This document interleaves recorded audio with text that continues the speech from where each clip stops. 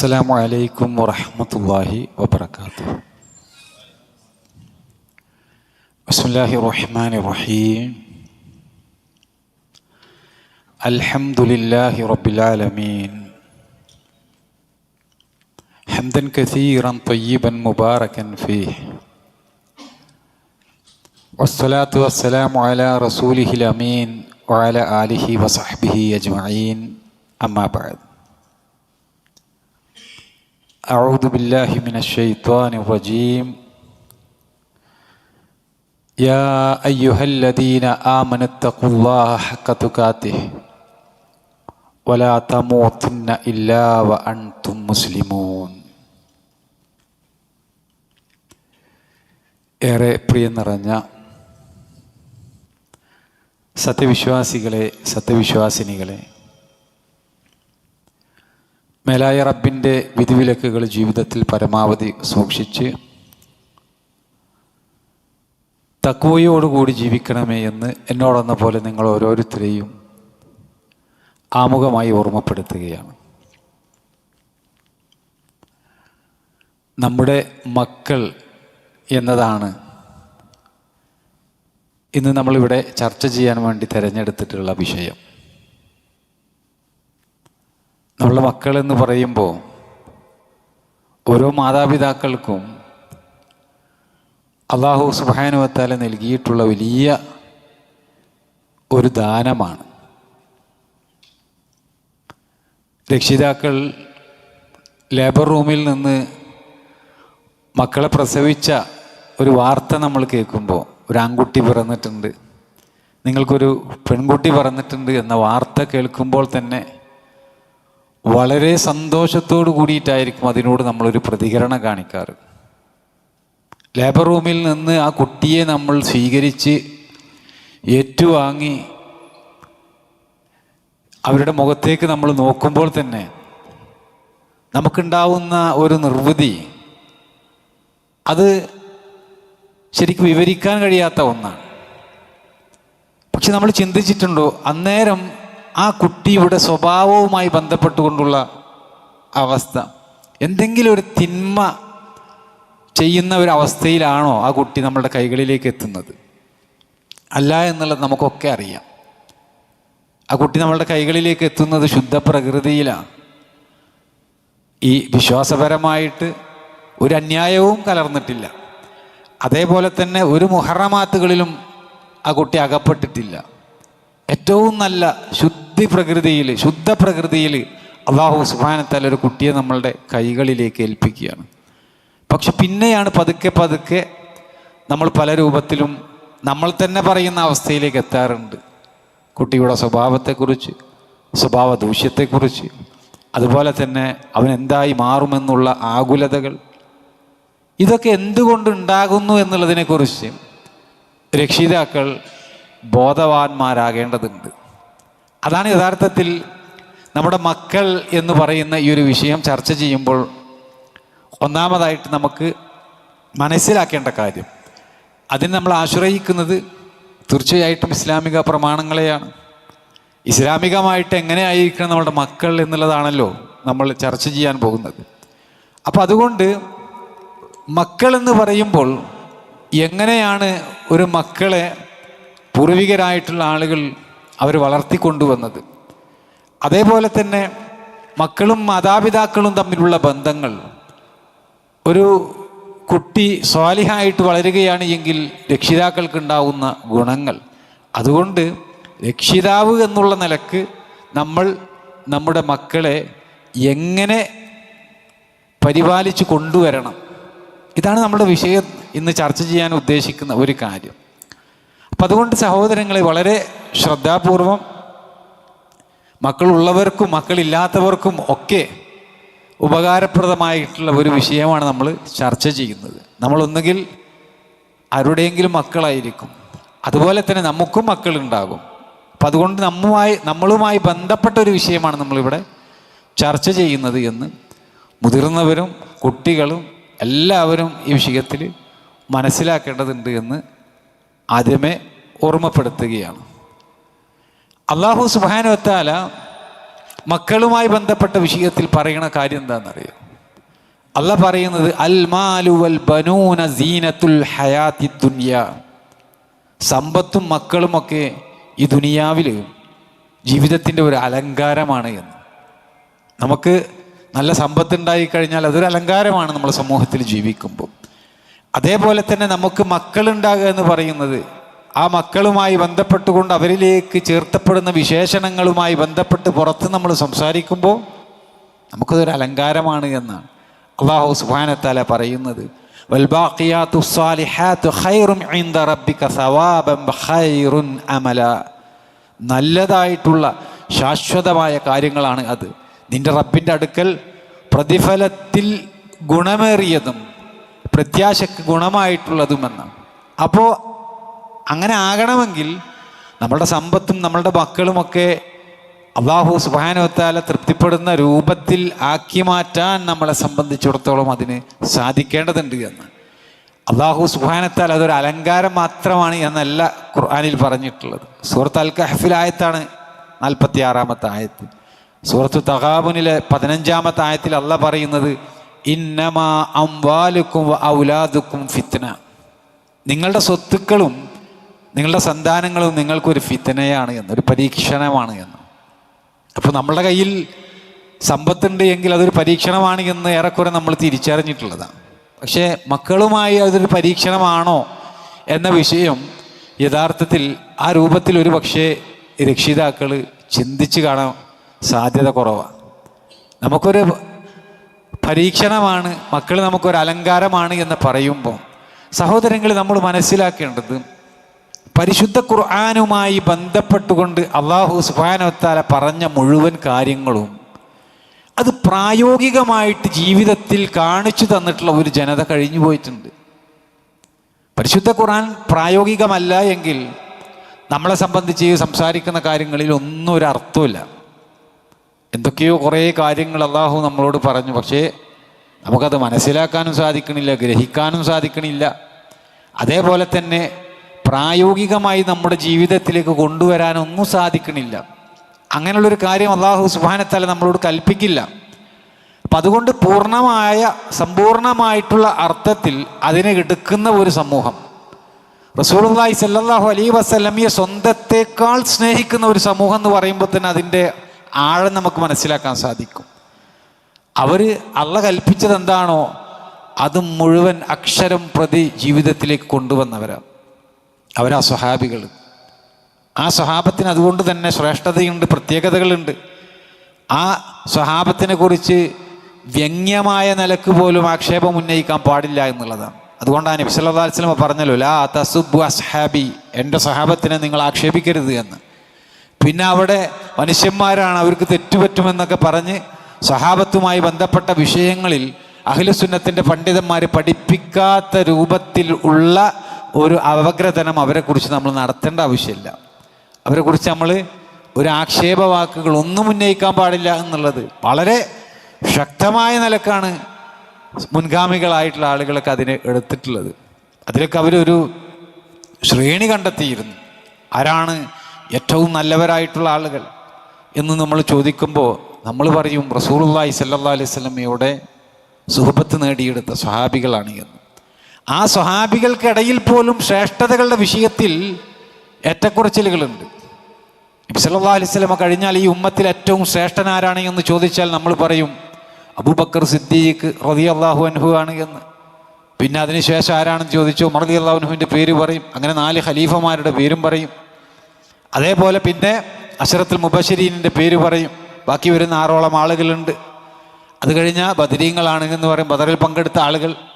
ഇങ്ങനെ അതിന് ചില മുൻഗണനാക്രമം നമ്മൾ സ്വഹാബത്തുമായി ബന്ധപ്പെട്ടവരുടെ ശ്രേഷ്ഠതയിൽ കൊടുത്തിട്ടുള്ളത് കാണാം. ഇതേപോലെ തന്നെ താബീങ്ങളുടെ വിഷയത്തിൽ താബീങ്ങളും അതേപോലെ തന്നെ സ്വഹാബികളും അവരിൽ ആരാണ് ഏറ്റവും ശ്രേഷ്ഠർ? സംശയമല്ല, സ്വഹാബികളാണ്. അല്ലാഹു സുബ്ഹാനഹു വ തആല അവരെ തൃപ്തിപ്പെട്ടിട്ടുണ്ട്. പക്ഷെ എത്ര സൂക്ഷ്മതയോട് കൂടിയിട്ടാണ് താബീങ്ങളൊക്കെ വിഷയങ്ങൾ നോക്കിക്കണ്ടത് എന്ന് പണ്ഡിതന്മാർ ചർച്ച ചെയ്യുന്നുണ്ട്. മുഹമ്മദ് ബിൻ ഹനഫിയ എന്നൊരു പക്ഷെ നിങ്ങൾ കേട്ടിട്ടുണ്ടാകും. മുഹമ്മദ് ബിൻ ഹനഫിയ റഹിമഹുല്ലാ അലി റളിയല്ലാഹു അൻഹുവിൻ്റെ മകനാണ്. അദ്ദേഹം എന്തുകൊണ്ട് ഹനഫിയ എന്ന പേര് സ്വീകരിച്ചു? മുഹമ്മദ് ബിൻ അലി എന്ന് പറയുന്നില്ല, Hassan bin Ali, Hussain bin Ali എന്നൊക്കെ പറയുന്നത് പോലെ മുഹമ്മദ് ബിൻ അലി എന്ന് പറയേണ്ടിടത്ത് ഉമ്മയുടെ കുടുംബത്തിലേക്ക് ചേർത്തുകൊണ്ടാണ് അറിയപ്പെടുന്നത്. ഒന്ന് ആലോചിച്ച് നോക്കിയേ, അദ്ദേഹമൊക്കെ വിഷയത്തിൽ കാണിച്ച സൂക്ഷ്മത വലിയ പാഠമുണ്ട് എന്നുള്ളതാണ്. കാരണം എന്താ? അദ്ദേഹത്തിന് നല്ല പാണ്ഡിത്യമുണ്ട്, അഗാധമായിട്ടുള്ള പാണ്ഡിത്യമുള്ളൊരു വ്യക്തിയായിരുന്നു മുഹമ്മദ് ബിൻ ഹനഫിയ. ജനങ്ങളൊക്കെ അദ്ദേഹത്തെ അതിര് കവിഞ്ഞുകൊണ്ട് പ്രശംസിക്കാൻ തുടങ്ങി. ഷിയാക്കളിൽപ്പെട്ട ചില വിഭാഗങ്ങളൊക്കെ അദ്ദേഹം മഹദിയാണ് എന്നൊക്കെ പറഞ്ഞുകൊണ്ട് ഇന്നും വിശ്വസിക്കുന്ന ആളുകളുണ്ട്. അദ്ദേഹം ഒരിക്കൽ അലി റളിയല്ലാഹു അൻഹുവിൻ്റെ മകനായ അല്ലെങ്കിൽ അവരുടെ ജ്യേഷ്ഠ സഹോദരനുമായിട്ട് അങ്ങാടിയിൽ വെച്ചുകൊണ്ട് തർക്കമുണ്ടായി എന്നിട്ട് അവർ പിണങ്ങി. ഹസൻ റളിയല്ലാഹു അൻഹുവുമായിട്ട് പിണങ്ങി തിരിച്ച് വീട്ടിലേക്ക് എത്തിയപ്പോൾ പിന്നീട് അദ്ദേഹം ജ്യേഷ്ഠന് എഴുത്തയക്കാണ്. എന്താണ്? എൻ്റെ അടുക്കൽ വന്നുകൊണ്ട് സലാം പറയണമെന്ന്. കാരണം നിങ്ങളിൽ ഉത്തമനാരാ? തെറ്റിക്കഴിഞ്ഞാൽ ആദ്യം സലാം പറയുന്നവനാണ്. അപ്പം അതിൽ പോലും ആ മൻഹജ് ശ്രദ്ധിക്കുക എന്ന് പറയുമ്പോൾ നമ്മളൊന്ന് ആലോചിച്ച് നോക്കിയേ, അത്രമാത്രം ശ്രദ്ധിച്ച് ഇസ്ലാമികമായിട്ടുള്ള ശിക്ഷണങ്ങളെ ജീവിതത്തിലേക്ക് പ്രാവർത്തികമാക്കാൻ വേണ്ടി ശ്രമിച്ച ആളുകൾ, പ്രാവർത്തികമാക്കാൻ ശ്രമിച്ചു എന്നല്ല, പ്രാവർത്തികമാക്കിയിട്ടുള്ള ആളുകൾ, അവരാ സ്വഹാബികളും താബിയങ്ങളും താബിയങ്ങളും ഒക്കെ. അവരുടെ ജീവിതത്തിലേക്കാണ് നമ്മൾ ഈ വിഷയം ചർച്ച ചെയ്യുമ്പോൾ എത്തി നോക്കേണ്ടത്. നമ്മുടെ മക്കൾ എന്ന് പറയുമ്പോൾ എങ്ങനെയാ മക്കളെ അവർ നോക്കിക്കണ്ടത്? അല്ലാഹു സുബ്ഹാനഹു വ തആല മക്കളൊരു അലങ്കാരമാണ്, മക്കൾ നിങ്ങളെ സംബന്ധിച്ചിടത്തോളം ഒരു പരീക്ഷണമാണ് എന്ന് പറയുമ്പോൾ ആ മക്കളെ അല്ലാഹു സുബ്ഹാനഹു വ തആല തൃപ്തിപ്പെടുന്ന രൂപത്തിലേക്ക് കൊണ്ടുപോകാൻ അവർക്ക് കഴിഞ്ഞു എന്നുള്ളത് സഹോദരങ്ങളെ, അത് അവരുടെ ഒരു വിജയമാണ്. അതേപോലെ തന്നെ നമ്മളുടെ മുമ്പിൽ ഇന്ന് നമുക്ക് നമ്മുടെ ദീൻ ലഭിച്ചിട്ടുള്ളത് അവരങ്ങനെ ചിന്തിച്ചത് കൊണ്ടാണ്, അവരങ്ങനെ പ്രവർത്തിച്ചത് കൊണ്ടാണ്. ഇത് പ്രധാനപ്പെട്ട ഒരു വിഷയമാണ്. നമ്മളൊന്ന് ആലോചിച്ച് നോക്കിയേ, നമ്മുടെ കൈകളിലേക്ക് ഇസ്ലാമിൽ എത്തിയത് എങ്ങനെയാണ്? ഖുർആൻ അല്ലാഹു സുബ്ഹാനഹു വ തആല സംരക്ഷിച്ചിട്ടുണ്ട്, സംശയമൊന്നുമില്ല.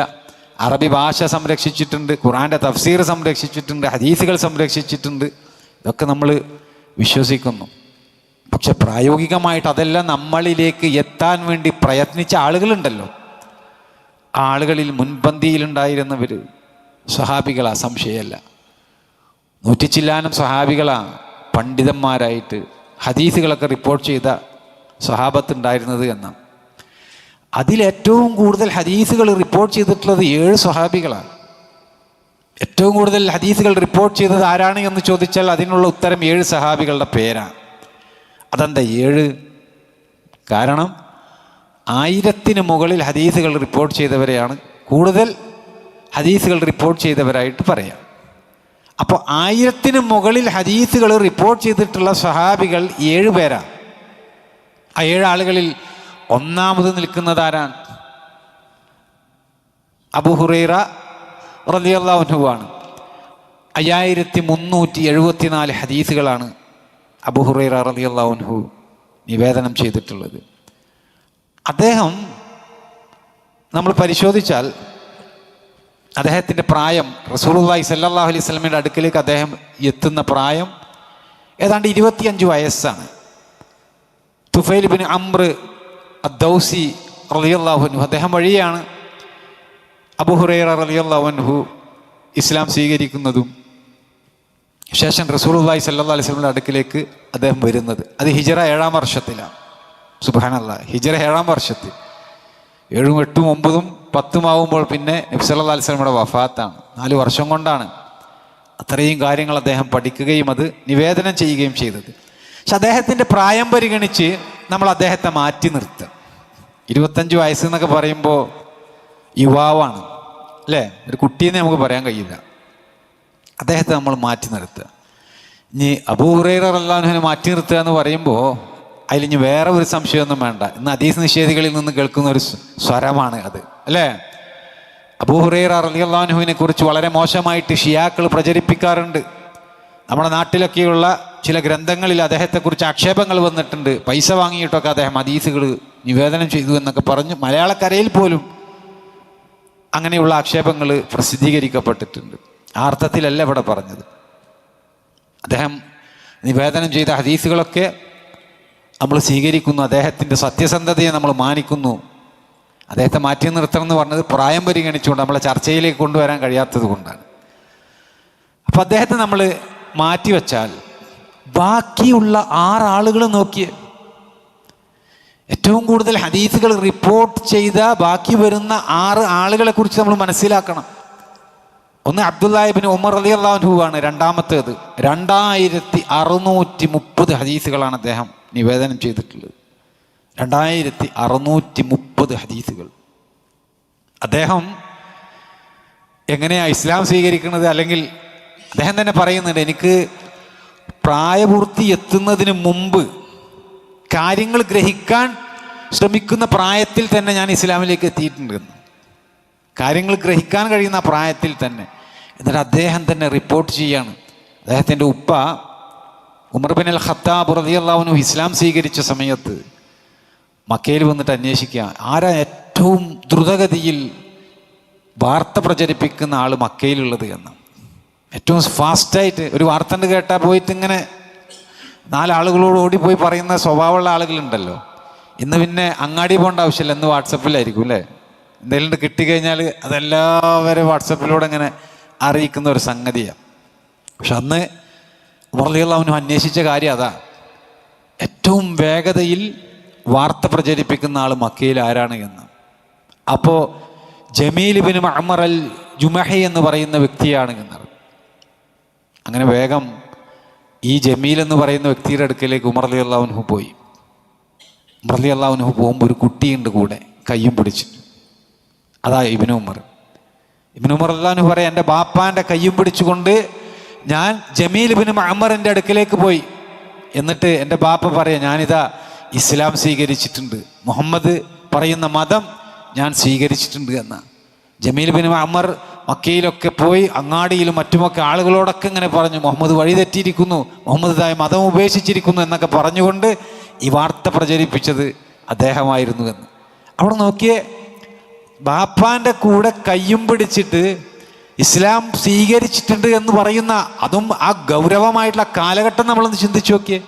അവിടെ കുട്ടികളൊക്കെ വീട്ടിലിരിക്കട്ടെ, കാര്യപ്പെട്ട വിഷയങ്ങളുണ്ടാകുമ്പോൾ കുട്ടികളൊക്കെ അവിടെ ഇരിക്കട്ടെ, ഇത് നമ്മൾ കൈകാര്യം ചെയ്യാന്നുള്ളതല്ല. അവിടുന്ന് തുടങ്ങി ഉമർ റളിയല്ലാഹു അൻഹുവിൻ്റെ തർബിയത്ത് എന്ന്.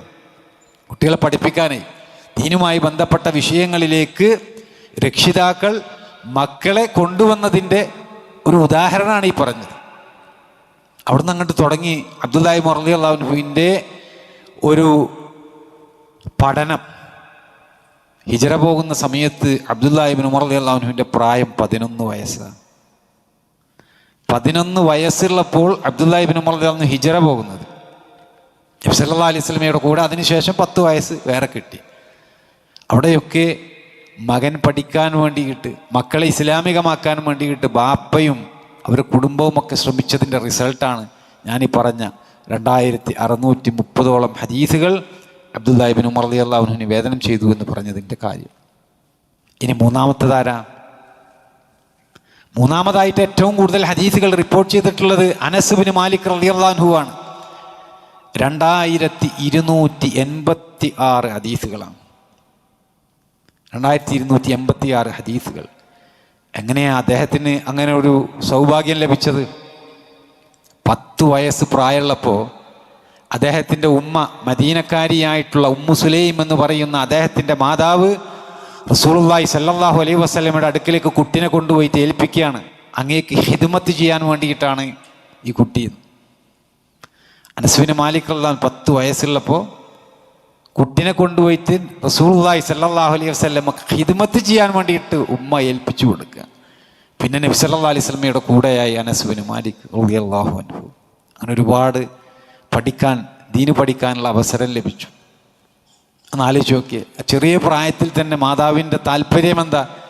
നബി സല്ലല്ലാഹു അലൈഹി വസല്ലമയെ ഖിദ്മത്ത് ചെയ്യുന്നതിലൂടെ മകന് പഠിക്കാനുള്ള അവസരമുണ്ടാകും. അതേപോലെ തന്നെ മകന് ഒരുപാട് കാര്യങ്ങൾ നബി സല്ലല്ലാഹു അലൈഹി വസല്ലമയിൽ നേരിട്ട് മനസ്സിലാക്കി കഴിഞ്ഞാൽ മകൻ നന്നാകും, വഴിതെറ്റിപ്പോകൂല. അതുകൊണ്ടാണ് അങ്ങനെ ചെയ്തിട്ടുള്ളത് എന്നർത്ഥം. ഇനിയോ, നാലാമതായിട്ട് ഏറ്റവും കൂടുതൽ ഹദീസുകൾ റിപ്പോർട്ട് ചെയ്തത് ആയിഷ റളിയല്ലാഹു അൻഹയാണ്. 2210 ഹദീസുകളാണ് ആയിഷ റളിയല്ലാഹു അൻഹ നിവേദനം ചെയ്തിട്ടുള്ളത്. 2210. ആയിഷ റളിയല്ലാഹു അൻഹ എന്ന് കേൾക്കുമ്പോൾ തന്നെ വിശ്വാസികൾക്ക് ഓർമ്മ വരുന്ന വിഷയങ്ങൾ ഇതൊക്കെയായിരിക്കും അല്ലേ? അല്ലാത്തവർക്കോ ഉമർ മൗലവി പറഞ്ഞതുപോലെ ഓരോരുത്തർക്ക് കൊടുത്ത തല കൊണ്ടാണല്ലോ അവർ ചിന്തിക്കുക എന്നാണ് അല്ലേ? അപ്പോൾ അവർ ആക്ഷേപമായിട്ടാണ് ആയിഷ റളിയല്ലാഹു അൻഹയുടെ ഈ ഒരു വിഷയങ്ങളെയൊക്കെ കാണുന്നത്. നബി സല്ലല്ലാഹു അലൈഹി വസല്ലമയുടെ വിവാഹവുമായി ബന്ധപ്പെട്ട് 6-ാമത്തെ വയസ്സിലാണ് നബി സല്ലല്ലാഹു അലൈഹി വസല്ലമയെ വിവാഹം കഴിക്കുന്നത്. 9-ാമത്തെ വയസ്സിലാണ് ആയിഷ റളിയല്ലാഹു അൻഹയുമായിട്ട് നബി സല്ലല്ലാഹു അലൈഹി വസല്ലമ കൂടെ താമസിക്കുന്നത്. അപ്പോൾ ആ കൂടെ താമസിച്ച 9 വയസ്സ് മുതലുള്ള പ്രായം അവിടുന്ന് അങ്ങോട്ട് ഇസ്ലാമിനെ കുറിച്ച് പഠിക്കാൻ അവസരം ലഭിക്കുകയാണ് ആയിഷ റളിയല്ലാഹു അൻഹ കിട്ടിയത്. ഇസ്ലാമിലെ 1/4 പണ്ഡിതന്മാർ പറയാം, ഇസ്ലാമിലെ 1/4 പഠിപ്പിച്ച് തന്നിട്ടുള്ളത് ആയിഷ റളിയല്ലാഹു അൻഹയാണ്. 1/4 എന്ന് പറയുമ്പോൾ ഗൗരവം എന്നാലോചിച്ച് നോക്കി. അതും ഒരു സ്ത്രീ പറയണത് നമ്മൾ എടുക്കാൻ പറ്റുമോ? സാക്ഷി വേണ്ടേ എന്നൊക്കെ, അങ്ങനത്തെ ഒരു ചിന്ത തന്നെ അവിടെ ഇല്ല. ആയിഷ റളിയല്ലാഹു അൻഹയാണോ? നമ്മുടെ ഉമ്മയാണ്, സത്യവിശ്വാസിനികളുടെ മാതാവാണ്, അത് എടുത്തു എന്നുള്ളതാണ്. മനസ്സിലായോ? എന്നിട്ട് അബൂബക്കർ സിദ്ദീഖ് റളിയല്ലാഹു അൻഹു അദ്ദേഹത്തിൻ്റെ ഭരണകാലത്തൊക്കെ എന്തെങ്കിലും സംശയം ഉണ്ടെങ്കിൽ മകളെ വിളിച്ച് ചോദിക്കുക, ബാപ്പ മകളെ വിളിച്ച് ചോദിക്കുക, നബി സല്ലല്ലാഹു അലൈഹി വസല്ലം പറയണ എന്തെങ്കിലും കേട്ടിട്ടുണ്ടോ, ഈ വിഷയത്തിൽ ഒരു ഹുക്മ് പറയാൻ വേണ്ടിയിട്ട് അവിടുന്ന് എന്തെങ്കിലും കേട്ടിട്ടുണ്ടോ എന്ന് സ്വന്തം മോളോട് ചോദിക്കുക. ഉമർ ബിൻ അൽ ഖത്താബ് റളിയല്ലാഹു അൻഹുവിൻ്റെ ഭരണകാലഘട്ടത്തിലും ഇതേപോലെ ഭരണവിഷയങ്ങളിലൊക്കെ എന്തെങ്കിലും സംശയം ഉണ്ടായിട്ടുണ്ട് എങ്കിൽ നബി സല്ലല്ലാഹു അലൈഹി വസല്ലമയിൽ നിന്ന് സ്ഥിരപ്പെട്ടു വന്ന എന്തെങ്കിലും ഉണ്ടോ എന്ന് ആയിഷ റളിയല്ലാഹു അൻഹയോട് അന്വേഷിക്കും. ഉസ്മാൻ റളിയല്ലാഹു അൻഹും അതുപോലെ തന്നെ. മുആവിയ റളിയല്ലാഹു അൻഹു പറയാണ്, എനിക്കെന്തെങ്കിലുമൊക്കെ പ്രശ്നങ്ങൾ ഉണ്ടായിക്കഴിഞ്ഞാൽ ആയിഷ റളിയല്ലാഹു അൻഹയ്ക്ക് എഴുത്തെഴുതിക്കൊണ്ട് ചോദിക്കും, അതിനൊരു മറുപടി ലഭിച്ചു കഴിഞ്ഞാൽ ഞാൻ അതിൽ തൃപ്തനാകുമെന്ന് മുആവിയ റളിയല്ലാഹു അൻഹു പറയാറുണ്ട് എന്ന്. അബൂ ഹുറൈറ റളിയല്ലാഹു അൻഹു ഇമാം ബുഖാരി രേഖപ്പെടുത്തിയതിൽ കാണാം, ആയിഷ റളിയല്ലാഹു അൻഹയുടെ വീടിൻ്റെ വാതിലിൻ്റെ അടുത്ത് പോയിട്ട് ഇരിക്കുന്ന പള്ളിയിൽ, മസ്ജിദ് നബവിയിൽ ഇരിക്കും. പക്ഷെ എവിടെ ഇരിക്കുന്നത്? ആയിഷ റളിയല്ലാഹു അൻഹയുടെ വീടിൻ്റെ വാതിലിൻ്റെ അവിടെ. എന്താ അങ്ങനെ കാരണം? ഒരുപാട് സ്ത്രീകൾ ആയിഷ റളിയല്ലാഹു അൻഹയുടെ അടുക്കലേക്ക് വന്ന് ആയിഷ റളിയല്ലാഹു അൻഹയോട് കാര്യങ്ങൾ ദീനി ചോദിച്ച് മനസ്സിലാക്കുക. അപ്പോൾ ആയിഷ റളിയല്ലാഹു അൻഹ പറഞ്ഞു കൊടുക്കുന്ന ആ കാര്യങ്ങളിൽ ഞാൻ അറിയാത്ത എന്തെങ്കിലും വിഷയമുണ്ട് എങ്കിൽ പഠിക്കാൻ വേണ്ടിയിട്ട് ഇത്രയും ഹദീസുകൾ റിപ്പോർട്ട് ചെയ്ത അബൂ ഹുറൈറ റളിയല്ലാഹു അൻഹു ആയിഷ റളിയല്ലാഹു അൻഹയുടെ ശബ്ദം കേൾക്കുമെന്നാണ്, ചെവി കോർത്തിരിക്കുമെന്നാണ്. ഒന്ന് ആലോചിച്ച് നോക്കിയേ, ആയിഷ റളിയല്ലാഹു അൻഹ എന്തായിരിക്കുമെന്ന്. ആയിഷ റളിയല്ലാഹു അൻഹ സ്വയം പറയുക, ഇമാം ബുഖാരി രേഖപ്പെടുത്തിയ ഹദീസിലുണ്ട്, സൂറത്തുൽ ബഖറയും സൂറത്തുൽ നിസാഉം എൻ്റെ സാന്നിധ്യത്തിലല്ലാതെ അല്ലാഹു സുബ്ഹാനഹു വ തആല അവതരിപ്പിച്ചിട്ടില്ല എന്ന്. സുബ്ഹാനല്ലാഹ്. ഒന്ന് ആലോചിച്ച് നോക്കിയ, സൂറത്തുൽ ബഖറ വളരെ വിശാലമായിട്ടുള്ള ഒരു അധ്യായം, സൂറത്തുൽ നിസാ അതേപോലെ തന്നെ. അത്രയും ഗഹനമായിട്ടുള്ള 2 അധ്യായങ്ങൾ റസൂലുള്ളാഹി സ്വല്ലല്ലാഹു അലൈഹി വസല്ലമക്ക് ജിബ്രീൽ അലൈഹിസ്സലാം വഹി നൽകുമ്പോൾ അവിടെ ആയിഷ റളിയല്ലാഹു അൻഹ സാന്നിധ്യമുണ്ടായിരുന്നു എന്ന്. അതുകൊണ്ട് അതിനെക്കുറിച്ചൊക്കെ എനിക്ക് അറിയാമെന്നുള്ളതാണല്ലോ അവിടെ പറയുന്നത്. അത്രയും വലിയ പണ്ഡിതയാണ് ആയിഷ റളിയല്ലാഹു അൻഹ. ആയിഷ റളിയല്ലാഹു അൻഹക്ക് അങ്ങനെ ഒരു വലിയ പാണ്ഡിത്യം ലഭിക്കാനുള്ള കാരണം എങ്ങനെയാണ്? നബി സല്ലല്ലാഹു അലൈഹി വസല്ലമയുമായി ബന്ധപ്പെട്ട വിവാഹമാണ്. ആ വിവാഹം സത്യവിശ്വാസികൾ മനസ്സിലാക്കുന്നത് ഈ രൂപത്തിലാണ്. അപ്പോൾ ഞാൻ ഈ പറഞ്ഞ രൂപത്തിലാണ്. അതൊരു അനുഗ്രഹമായിട്ടാണല്ലോ. എന്നാൽ അതല്ലാത്തവരോ ചെറുപ്രായത്തിൽ തന്നെ ആയിഷ റളിയല്ലാഹു അൻഹ പിതാവിൻ്റെ പ്രായമുള്ള ഒരാൾ വിവാഹം കഴിച്ചു എന്നൊക്കെ പറഞ്ഞ് ആക്ഷേപമായി മ്ലേച്ഛമായ രൂപത്തിലൊക്കെ ചിന്തിക്കുന്ന തലച്ചോറുകൾ. പക്ഷെ ദീനിൻ്റെ ആളുകൾ അങ്ങനെയല്ല. അവരതിൻ്റെ മർമ്മം മനസ്സിലാക്കുന്നത് ഇങ്ങനെയാണ്. അത്രമാത്രം ദീനിൻ്റെ 1/4 പഠിപ്പിക്കാൻ പ്രാപ്തയാക്കിയത് നബി സല്ലല്ലാഹു അലൈഹി വസല്ലമയുമായി ബന്ധപ്പെട്ടുകൊണ്ടുള്ള വിവാഹമാണ് ചെറുപ്രായത്തിൽ തന്നെ. അപ്പം നോക്കി, അത് രക്ഷിതാക്കൾ ആ വിഷയത്തോട് കാണിച്ച താല്പര്യവും അവിടെ പരിഗണിക്കപ്പെടേണ്ട ഒന്നാണ്. ഇനി 5ാമത് ഏറ്റവും കൂടുതൽ ഹദീസുകൾ റിപ്പോർട്ട് ചെയ്തത് ആരാ? അബ്ദുല്ലാഹ് ഇബ്നു അബ്ബാസ് റളിയല്ലാഹു അൻഹു ആണ്. 1660 ഹദീസുകളാണ് അദ്ദേഹം റിപ്പോർട്ട് ചെയ്തത്. 1660. അബ്ദുല്ലാഹ് ഇബ്നു അബ്ബാസ് റളിയല്ലാഹു അൻഹു ജനിക്കുന്നത് തന്നെ ഹിജറ പോകുന്നതിൻ്റെ 3 വർഷം മുമ്പാണ്. നബി സല്ലല്ലാഹു അലൈഹി വസല്ലം മക്കയിൽ നിന്നും മദീനയിലേക്ക് ഹിജറ പോകുന്നതിൻ്റെ 3 വർഷം മുമ്പാണ് അദ്ദേഹം ജനിക്കുന്നത്. നബി സല്ലല്ലാഹു അലൈഹി വസല്ലം വഫാത്താകുമ്പോൾ 13 വയസ്സാണ് പ്രായമെന്നർത്ഥം. ആ ചെറുപ്രായത്തിൽ തന്നെ അബ്ദുല്ലാഹി ഇബ്നു അബ്ബാസ് റളിയല്ലാഹു അൻഹുവിന് ദീന് പഠിക്കാനും നബി സല്ലല്ലാഹു അലൈഹി വസല്ലമയുടെ പ്രാർത്ഥന ലഭിക്കാനും അതിനുശേഷം ആ വിഷയങ്ങളിൽ ധാരാളമായി കൊണ്ട് തഫ്സീർ നടത്താനുമൊക്കെയുള്ള ഇൽമു കിട്ടിയത് ചെറുപ്രായത്തിലെ ഇസ്ലാം പഠിച്ചതുകൊണ്ടാണ്.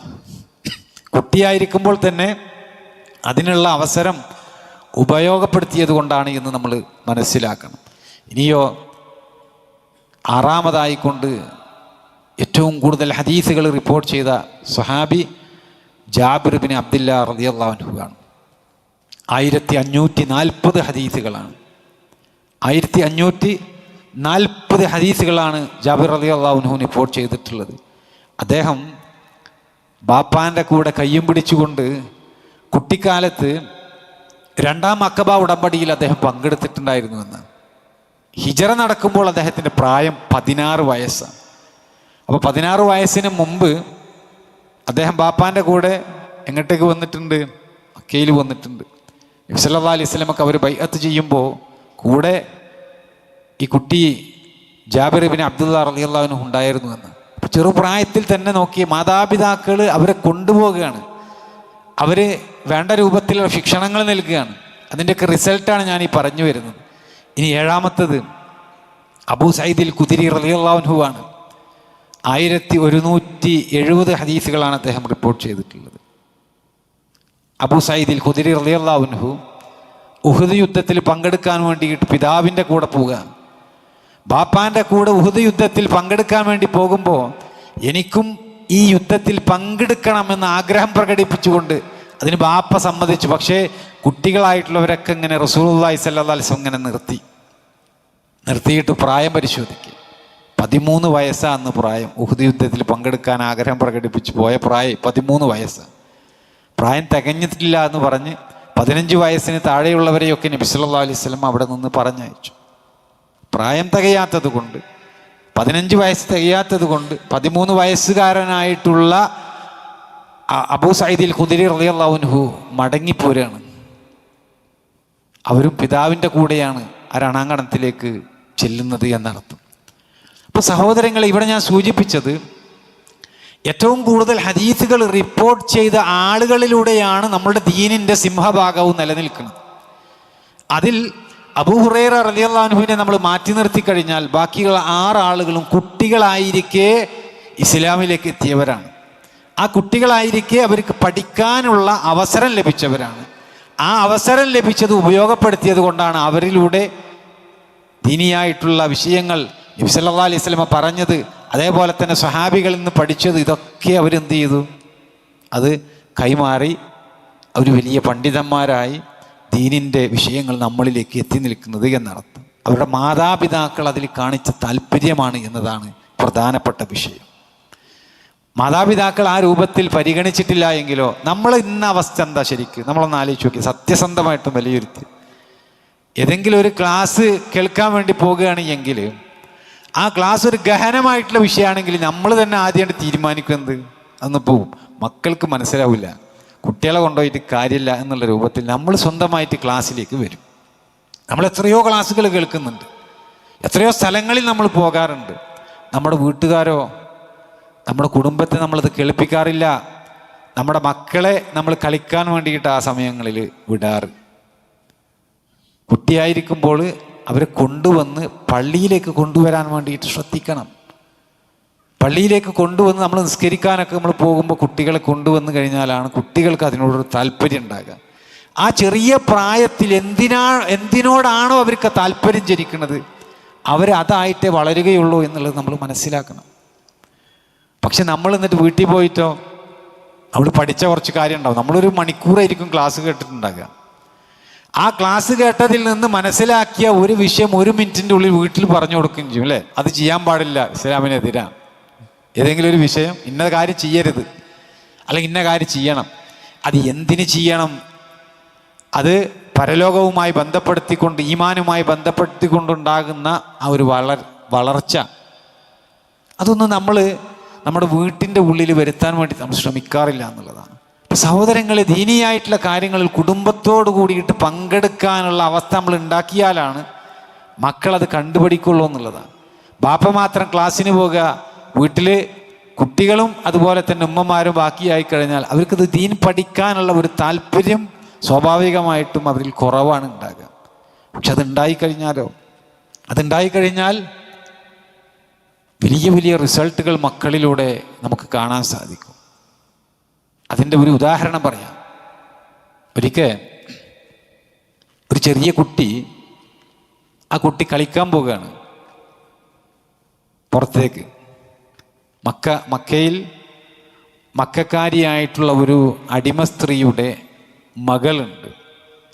അവരുടെ മകൾ ബറക്ക എന്നാണ് അവരുടെ പേര്. എത്യോപ്യക്കാരിയായിട്ടുള്ള ഈ ബറക്കയുടെ മകൻ അടിമ സ്ത്രീയുടെ കുട്ടിയാണ്. അവർ കളിക്കാൻ വേണ്ടി പോകുമ്പോൾ മറ്റു കുട്ടികളൊക്കെ ഈ കുട്ടി വന്നു കഴിഞ്ഞാൽ ഓടിപ്പോകും. ഇവരെ കൂട്ടുകൂടാൻ വേണ്ടിയിട്ട് താല്പര്യപ്പെടാറില്ല. എന്താണ് അതിൻ്റെ കാരണം? കറുത്ത നിറമാണ് ഈ കുട്ടിക്ക്, കറുകറുത്ത നിറം. അതോടൊപ്പം തന്നെ കാഴ്ച മങ്ങിയിട്ട് ഉള്ളിലേക്ക് പോയിട്ടുള്ളൊരു കണ്ണാണ്. ചെറിയ കുട്ടിയുടെ കണ്ണ് ഉള്ളിലേക്ക് പോയിട്ടുണ്ട്. പതിഞ്ഞ മൂക്കാണുള്ളത്, മുടന്തുള്ള കാലാണുള്ളത്. അതുപോലെ തന്നെ 2 കൈകൾക്കും ബലഹീനതയുണ്ട്, പൊക്കം കുറവുമാണ്. അപ്പോൾ തന്നെ ആ രൂപം ഒന്ന് ആലോചിച്ച് നോക്കിയേ. അങ്ങനെയുള്ള ഒരു കുട്ടി കളിക്കാൻ വേണ്ടി പോയപ്പോൾ മറ്റുള്ള കുട്ടികളൊക്കെ ഈ കുട്ടിയെ കാണുമ്പോൾ വേഗം ഓടി അവരവരുടെ വീട്ടിലേക്ക് പോകും. അത് സങ്കടമായിട്ട് ഉമ്മയുടെ അടുത്ത് വന്നുകൊണ്ട് പറയാം, ഉമ്മ, ഞാനുമായിട്ട് ആരും കളിക്കാൻ കൂട്ടാക്കണില്ല, എന്നെ എല്ലാവരും അവഗണിക്കുകയാണ് ഉമ്മ എന്ന് പറഞ്ഞു. ചെറിയ കുട്ടിയാണ്. ആ സമയം ആ ഉമ്മ ആ കുട്ടിയെ അങ്ങോട്ട് ചേർത്ത് പിടിക്കാം. എന്നിട്ട് എന്താ പറഞ്ഞതെന്നറിയോ? മോനെ, നീ പോയി ഖുർആൻ പഠിക്ക്. രാജാക്കന്മാർ നിന്റെ മുമ്പിൽ വന്ന് വരിയായിട്ട് നിൽക്കുന്നത് നിനക്ക് കാണാവുന്ന ഒരു ദിവസം വരാനുണ്ട്. നീ പോയി ഖുർആൻ പഠിക്കുന്ന പറഞ്ഞത്. ഖുർആൻ പഠിച്ചു കഴിഞ്ഞാൽ ഈ നാട്ടിലുള്ള പ്രജകളും അതുപോലെ തന്നെ രാജാക്കന്മാരും ഒക്കെ നിന്റെ അടുക്കിലേക്ക് ഇങ്ങോട്ട് വരുന്നു. അങ്ങനെ ആ കുട്ടിക്ക് ഖുർആൻ പഠിക്കാനുള്ള താല്പര്യമുണ്ടായി. ആ താല്പര്യം കണ്ടപ്പോൾ അവിടെ യജമാന സ്ത്രീ അതിനനുവദിച്ച് അബ്ദുല്ലാഹി ഇബ്നു അബ്ബാസ് റളിയല്ലാഹു അൻഹുവിൻ്റെ അടുക്കൽ കൊണ്ടുപോയിട്ട് കുട്ടിയെ ഏൽപ്പിച്ചു. 30 വർഷത്തോളം അബ്ദുല്ലാഹി ഇബ്നു അബ്ബാസ് റളിയല്ലാഹു അൻഹുവിൻ്റെ അടുക്കൽ ഈ കുട്ടി പഠിച്ച് പിന്നീട് ലോകം കണ്ട വലിയ പണ്ഡിതനായി മാറി. അത്താ ഇബ്നു അബി റബാഹ് റഹിമഹുല്ലാഹ്. നമ്മൾ അദ്ദേഹത്തിൻ്റെ പേര് കേൾക്കാതെ ഒരു തഫ്സീറും വായിക്കാറില്ല. അമാനി മൗലവി റഹിമഹുല്ലയുടെ തഫ്സീർ എടുത്ത് വായിച്ചു നോക്കി. എത്ര സ്ഥലങ്ങളിൽ അത്താ അത്താ അത്താ എന്ന് നമുക്കിങ്ങനെ കാണാം. ആ അത്താഹിൻ്റെ ചരിത്രമായി പറയുന്നത്. ഉമ്മ പ്രേരിപ്പിച്ചതാണ് ഖുർആൻ പഠിക്കാൻ പറഞ്ഞിട്ട് ചെറിയ പ്രായത്തിൽ. എന്നിട്ട് എന്താ ഉണ്ടാകുന്നത്? ഇമാം ദഹബി റഹിമഹുല്ലാഹ് അദ്ദേഹത്തിൻ്റെ സിയർ അഅ്ലാമിൻ നുബലയിൽ രേഖപ്പെടുത്തിയിട്ടുള്ളത് കാണാം.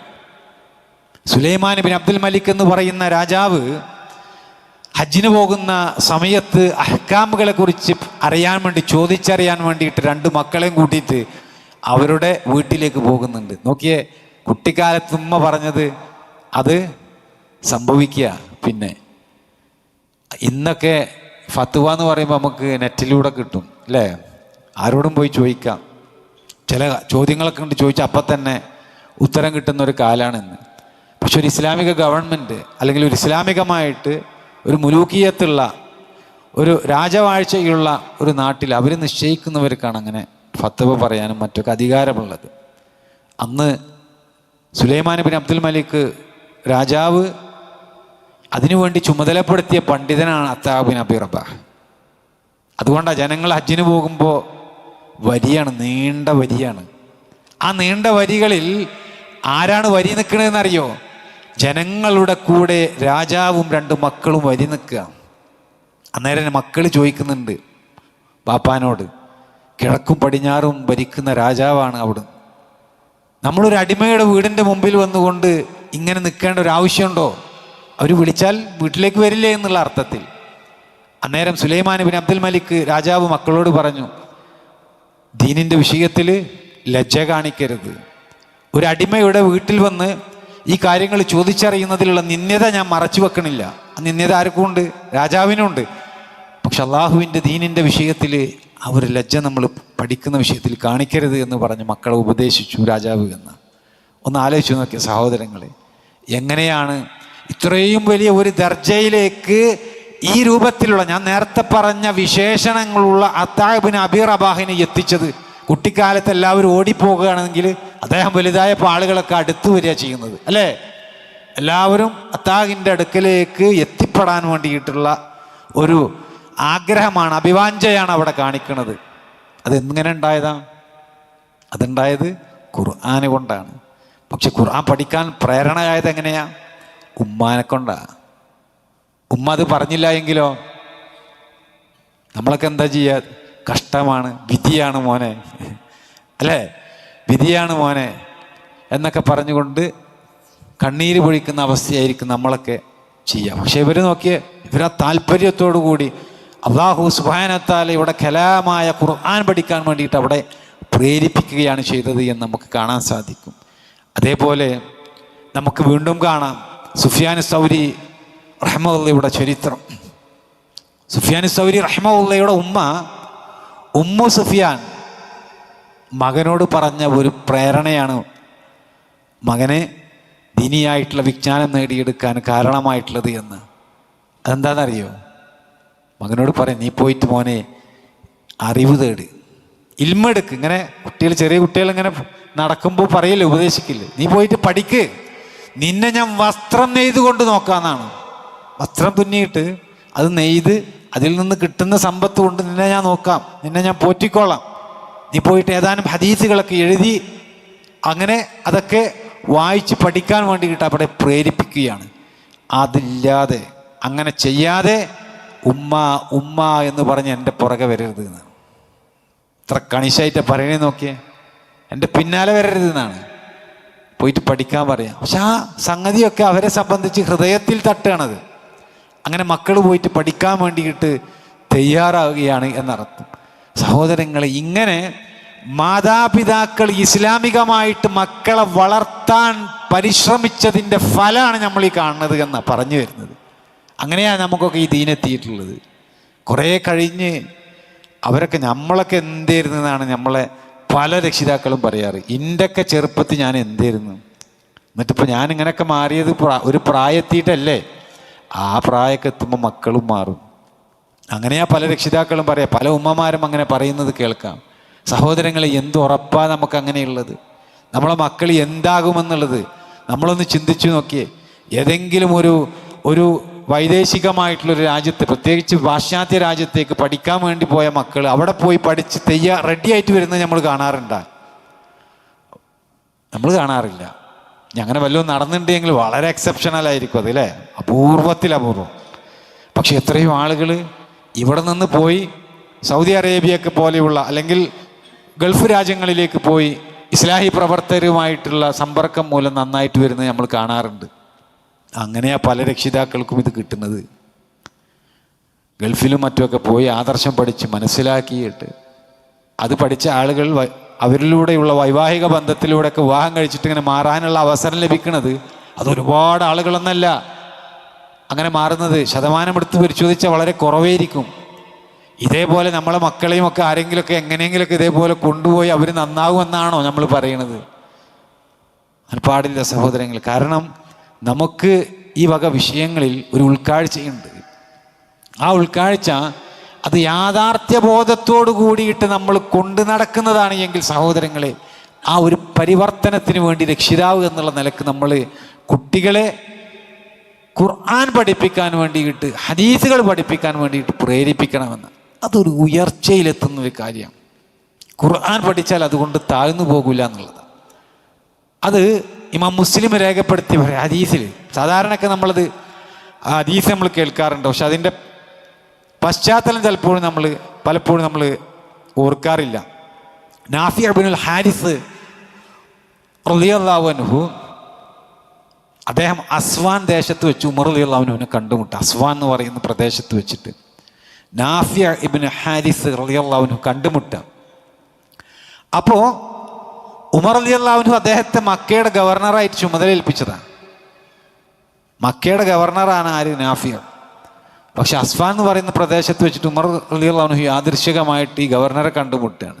അപ്പോൾ ഒരു അനുവാദമൊന്നും വാങ്ങാതെ ആ ഒരു നാട്ടിൽ നിന്ന് വേറെ നാട്ടിലേക്ക് വന്ന ആ ഒരു ആശ്ചര്യത്തോടെ ഉമർ റളിയല്ലാഹു അൻഹു ചോദിക്കുകയാണ്, ആരെയാണ് മക്കയിലെ താഴ്വരയിൽ പ്രതിനിധിയായിട്ട് നിശ്ചയിച്ചിട്ടുള്ളത് എന്ന്, ആരെയാണ് ഡെലിഗേറ്റ് ചെയ്തിട്ടുള്ളത് എന്നാണ് ചോദ്യം, ഡ്യൂട്ടിയായി. അപ്പോൾ നാഫി റളിയല്ലാഹു അൻഹു പറഞ്ഞു, ഞാൻ ഇബ്നു അബ്സയെയാണ് അത് ഏൽപ്പിച്ചിട്ടുള്ളത്. ഉമർ റളിയല്ലാഹു അൻഹു ഇബ്നു അബ്സെ അതാരാണെന്ന് ഉമർ റളിയല്ലാഹു അൻഹു ആദ്യമായിട്ടാണ് കേൾക്കുന്നത്. ഇബ്നു അബ്സയെയാണ് തൻ്റെ പ്രതിനിധിയായിട്ട് ഏൽപ്പിച്ചത് എന്ന് പറഞ്ഞപ്പോൾ വളരെ കൗതുകത്തോട് കൂടിയിട്ട് ഉമർ റളിയല്ലാഹു അൻഹു ചോദിക്കുന്നത് അത് ആരാണ് എന്ന്. അപ്പോൾ പറഞ്ഞു, മോചനപത്രം എഴുതപ്പെട്ടിട്ടുള്ള ഒരു അടിമയാണ്, ഒരു അടിമയുടെ മൗലയാണ് എന്ന് പറഞ്ഞു. ഒരു അടിമയാണ്. അപ്പോൾ മോചനപത്രം എഴുതപ്പെട്ടിട്ടുള്ള ഒരാളുടെ അടിമ, അതിൻ്റെ മൗലയാണ്.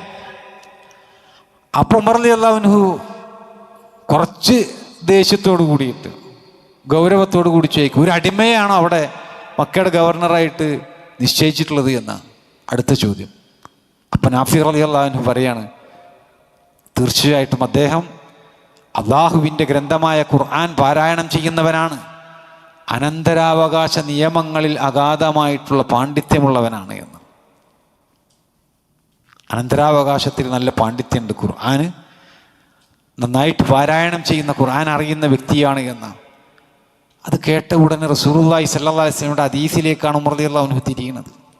അവിടെ പിന്നെ വാശിയില്ല, അവിടെ പിന്നെ വേറെ വർത്താനമില്ല. ഉമർ റളിയല്ലാഹു അൻഹു പറഞ്ഞത് എന്താ? റസൂലുള്ളാഹി സ്വല്ലല്ലാഹു അലൈഹി വസല്ലം പറഞ്ഞത് ഞാൻ കേട്ടിട്ടുണ്ട്, ഇന്നല്ലാഹ യർഫഉ ബിഹാദൽ കിതാബി അഖ്വാമ വയളഉ ബിഹി ആഖരീൻ. തീർച്ചയായിട്ടും അല്ലാഹു ഈ ഒരു ഗ്രന്ഥം കൊണ്ടൊരു വിഭാഗത്തെ ഉയർത്തുക തന്നെ ചെയ്യും, ഒരു വിഭാഗത്തെ താഴ്ത്തുക തന്നെ ചെയ്യുമെന്ന്. ഒരു വിഭാഗത്തെ ഉയർത്തും, കാരണം എന്താ? ഖുർആനാണ്. ഒരു വിഭാഗത്തെ താഴ്ത്തും, അതിൻ്റെയും കാരണം എന്താണ്? ഖുർആനാണ്. ഇപ്പം നോക്കിയേ, ആ പരിശുദ്ധ ഖുർആൻ നമ്മൾ പഠിക്കാൻ തയ്യാറായാൽ, ആ പരിശുദ്ധ ഖുർആൻ പഠിക്കാൻ നമ്മളെ കുട്ടികളെ നമ്മൾ തയ്യാറാക്കിയാൽ, അല്ലാഹു സുബ്ഹാനഹു വ തആല റസൂലുള്ളാഹി സ്വല്ലല്ലാഹു അലൈഹി വസല്ലമയിലൂടെ വാഗ്ദാനം ചെയ്തിട്ടുള്ളത് ഉയർച്ചയാണ് എന്നർത്ഥം. ആ ഒരു ഉയർച്ചയാണ് സഹോദരങ്ങളെ നമ്മളുടെ മക്കളിലൂടെ നമ്മൾ പ്രതീക്ഷിക്കേണ്ടത്. മക്കളുടെ ഭാവി ആലോചിക്കാത്ത ആരും ഇല്ല അവിടെ, അല്ലേ? മക്കൾക്ക് വിദ്യാഭ്യാസം നൽകുന്നത് എന്തിനാണ് എന്ന് ചോദിച്ചു കഴിഞ്ഞാൽ എല്ലാ രക്ഷിതാക്കളും ആ വിഷയത്തിൽ ബോധവാന്മാരാണ്.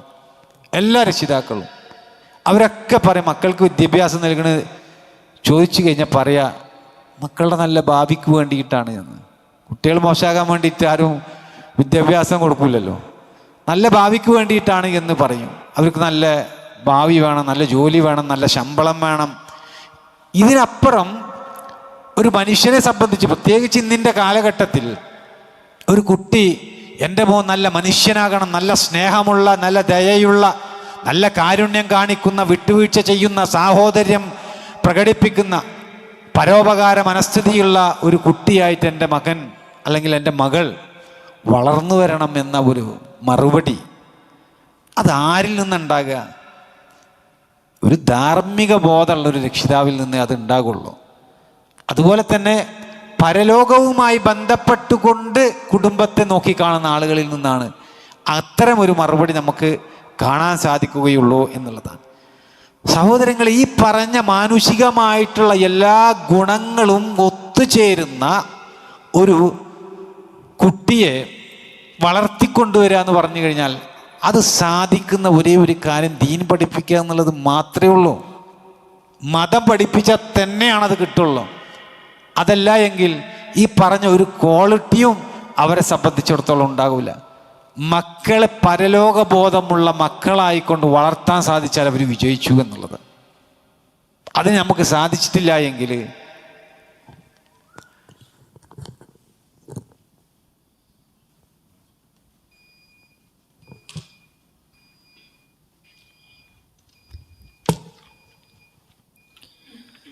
അല്ലാഹു അക്ബർ, അല്ലാഹു അക്ബർ,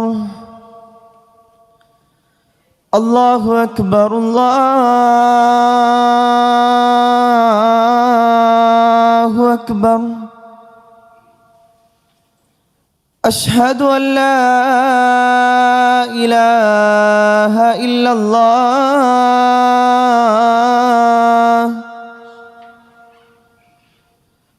أشهد أن لا إله إلا الله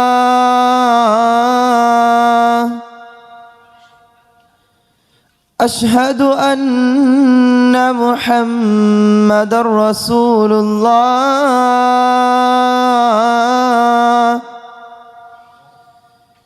أشهد أن محمدًا رسول الله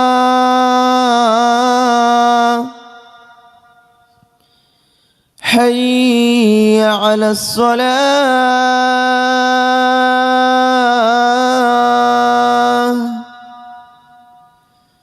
حي على الصلاة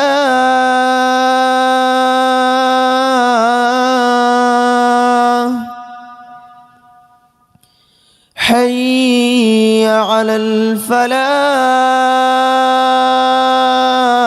الفلاح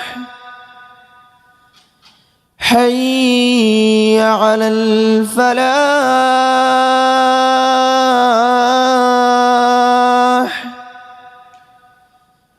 الله أكبر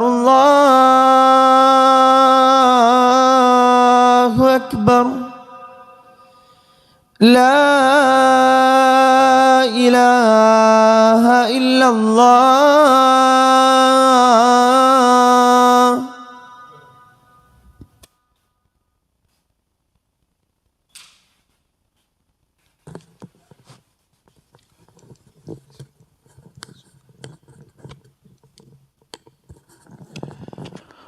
സഹോദരങ്ങളെ 36-നാണ് ജമാഅത്ത്. നമ്മളൊരു 30-ന് ഇൻഷാ അല്ലാഹ് ഇതിനു മുമ്പായിട്ട് നിർത്തും. ശേഷം നിസ്കാരത്തിന് ശേഷം തുടരാം. അപ്പോൾ സഹോദരങ്ങൾ പറഞ്ഞു വരുന്നത്, നല്ല ഉദ്ദേശ ലക്ഷ്യത്തോടു കൂടിയിട്ട് നമ്മളുടെ മക്കളെ നമുക്ക് വളർത്താൻ കഴിഞ്ഞാലാണ് ഇസ്ലാമികമായിട്ട് നമുക്ക് ഉപകാരപ്പെടുന്ന രൂപത്തിൽ നമ്മുടെ കുട്ടികളെ നമുക്ക് കിട്ടുകയുള്ളൂ എന്ന്. അതിന് രക്ഷിതാക്കൾ ശ്രദ്ധിക്കേണ്ട ഒരു വിഷയം, എന്താണ് നമ്മളെ താല്പര്യം എന്നുള്ള വിഷയത്തിൽ നമ്മുടെ ഈമാനുമായി ബന്ധപ്പെട്ടുകൊണ്ടുള്ള ഒരു കാര്യത്തിലേക്കാണ് അത് ബന്ധിക്കുന്നത്.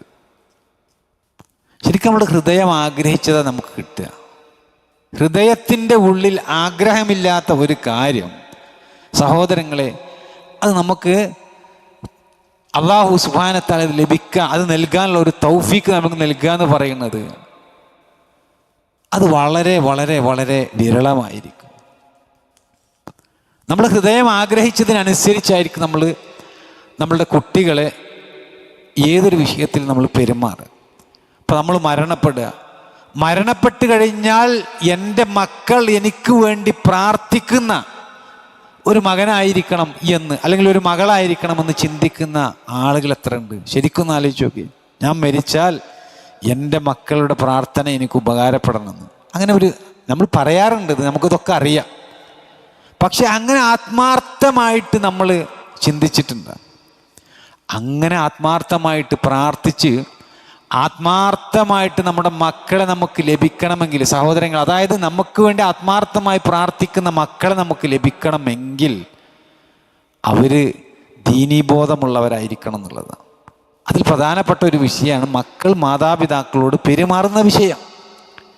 നമ്മുടെ മക്കൾ എങ്ങനെയാണ് മാതാപിതാക്കളോട് പെരുമാറുന്നത്, അല്ലെങ്കിൽ നമ്മൾ എങ്ങനെയാണ് നമ്മുടെ മാതാപിതാക്കളോട് പെരുമാറുന്നത്, ഇത് മതപരമായിട്ടുള്ള ബാധ്യതകൾ കാത്തു സൂക്ഷിച്ചുകൊണ്ടാണോ അല്ലേ എന്നുള്ളതാണ് നമ്മൾ പരിശോധിക്കേണ്ടത്. ആണ് എങ്കിൽ പരലോക ബോധമുള്ള നമുക്ക് വേണ്ടി പ്രാർത്ഥിക്കുന്ന മക്കളായിരിക്കും. അല്ല എങ്കിൽ ഇതൊക്കെ കേവലം വാചികമായി സംസാരത്തിൽ മാത്രം ഒതുങ്ങി നിൽക്കുന്ന പ്രകടനാപരമായിട്ടുള്ള ഒരു കാര്യമായിരിക്കും എന്നുള്ളതാണ്. ഇപ്പം എങ്ങനെയാ മാതാപിതാക്കളെ നോക്കുക, അല്ലെങ്കിൽ മാതാപിതാക്കളോട് പെരുമാറുക എന്നൊക്കെ പറയുന്ന വിഷയം, അത് മാത്രം തന്നെ ശരിക്ക് സംസാരിക്കാനേറെയുള്ള ഒരു വിഷയമാണ്. ഒരു ഉദാഹരണത്തിന് ഇമാം തൊർത്തൂഷിയുടെ ബിറുൽ വാലിദൈൻ എന്ന് പറയുന്ന ഒരു ഗ്രന്ഥത്തിൽ ത്വൽഖ് ബിൻ ഹബീബ് റഹ്മത്തുള്ളാഹിയിൽ നിന്ന് ഒരു സംഭവം, അദ്ദേഹത്തെക്കുറിച്ചുള്ള ഒരു സംഭവം എടുത്തു പറയുന്നുണ്ട്. ത്വൽഖ് ബിൻ ഹബീബ് റഹ്മത്തുള്ളാഹി വലിയ പണ്ഡിതനാണ്, താബീങ്ങളിൽപ്പെട്ട.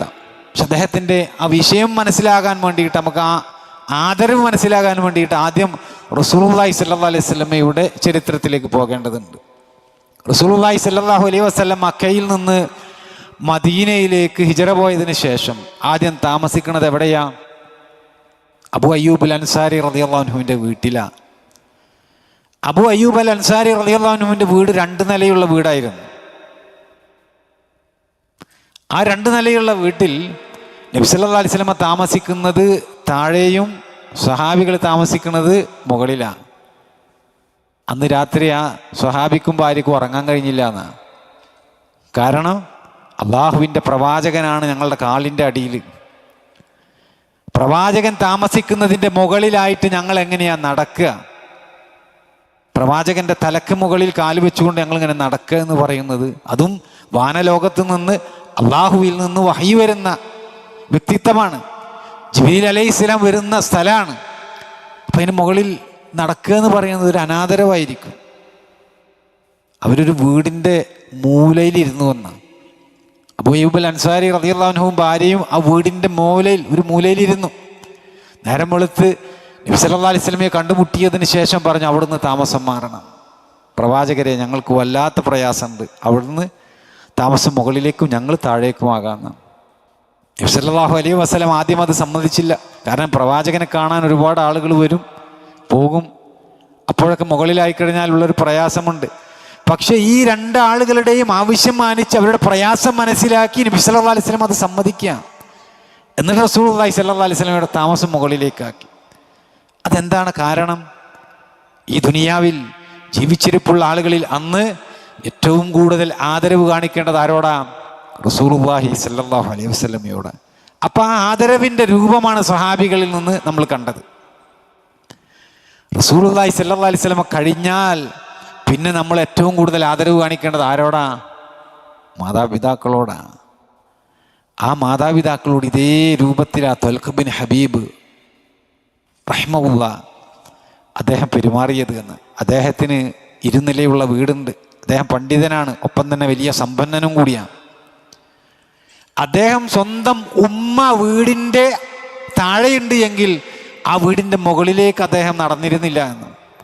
മുകളിലേക്ക് കയറില്ല. കാരണം ഉമ്മയുടെ മുകളിൽ പോയിട്ട്, ഉമ്മ ഉള്ള സ്ഥലത്തിൻ്റെ മുകളിൽ പോയിട്ട് അവിടെ ഇരിക്കുക എന്ന് പറയുന്നത്, അവിടെ നടക്കുക എന്ന് പറയുന്നത്, അത് ഉമ്മയോട് കാണിക്കുന്ന അനാദരവായിട്ടാണ് അദ്ദേഹം കണ്ടത് എന്ന്.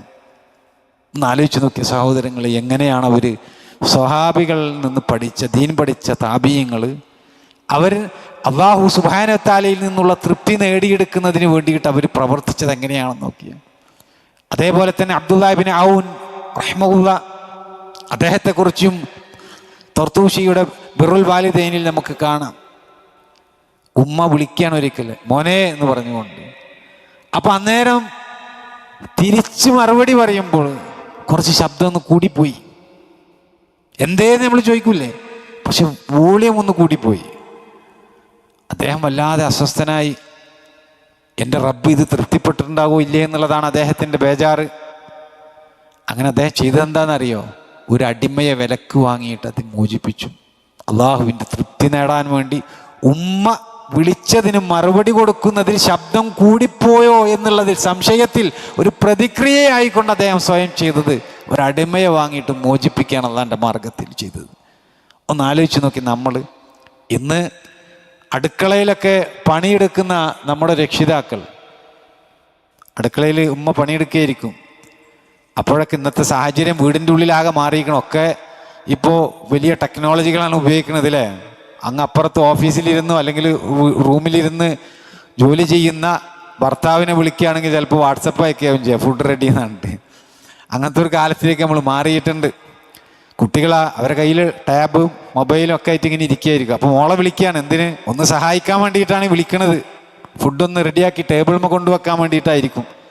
അപ്പോൾ വിളിക്കുമ്പോൾ ഫ്രണ്ട്സുകളായിട്ട് ചാറ്റ് ചെയ്യുന്ന സമയത്ത് ഈ കുട്ടി ഫ്രണ്ട്സിന് കൊടുക്കുന്ന മെസ്സേജ് എന്തായിരിക്കും? My mom is disturbing me, welcome back എന്ന് പറഞ്ഞിട്ട് അല്ലേ. എൻ്റെ ഉമ്മ എന്നെ ബുദ്ധിമുട്ടിപ്പിക്കുന്നുണ്ട്, പ്രയാസപ്പെടുത്തുന്നുണ്ട്, ഞാൻ ഇപ്പോൾ വരാമെന്നും പറഞ്ഞിട്ടായിരിക്കും പോവുക.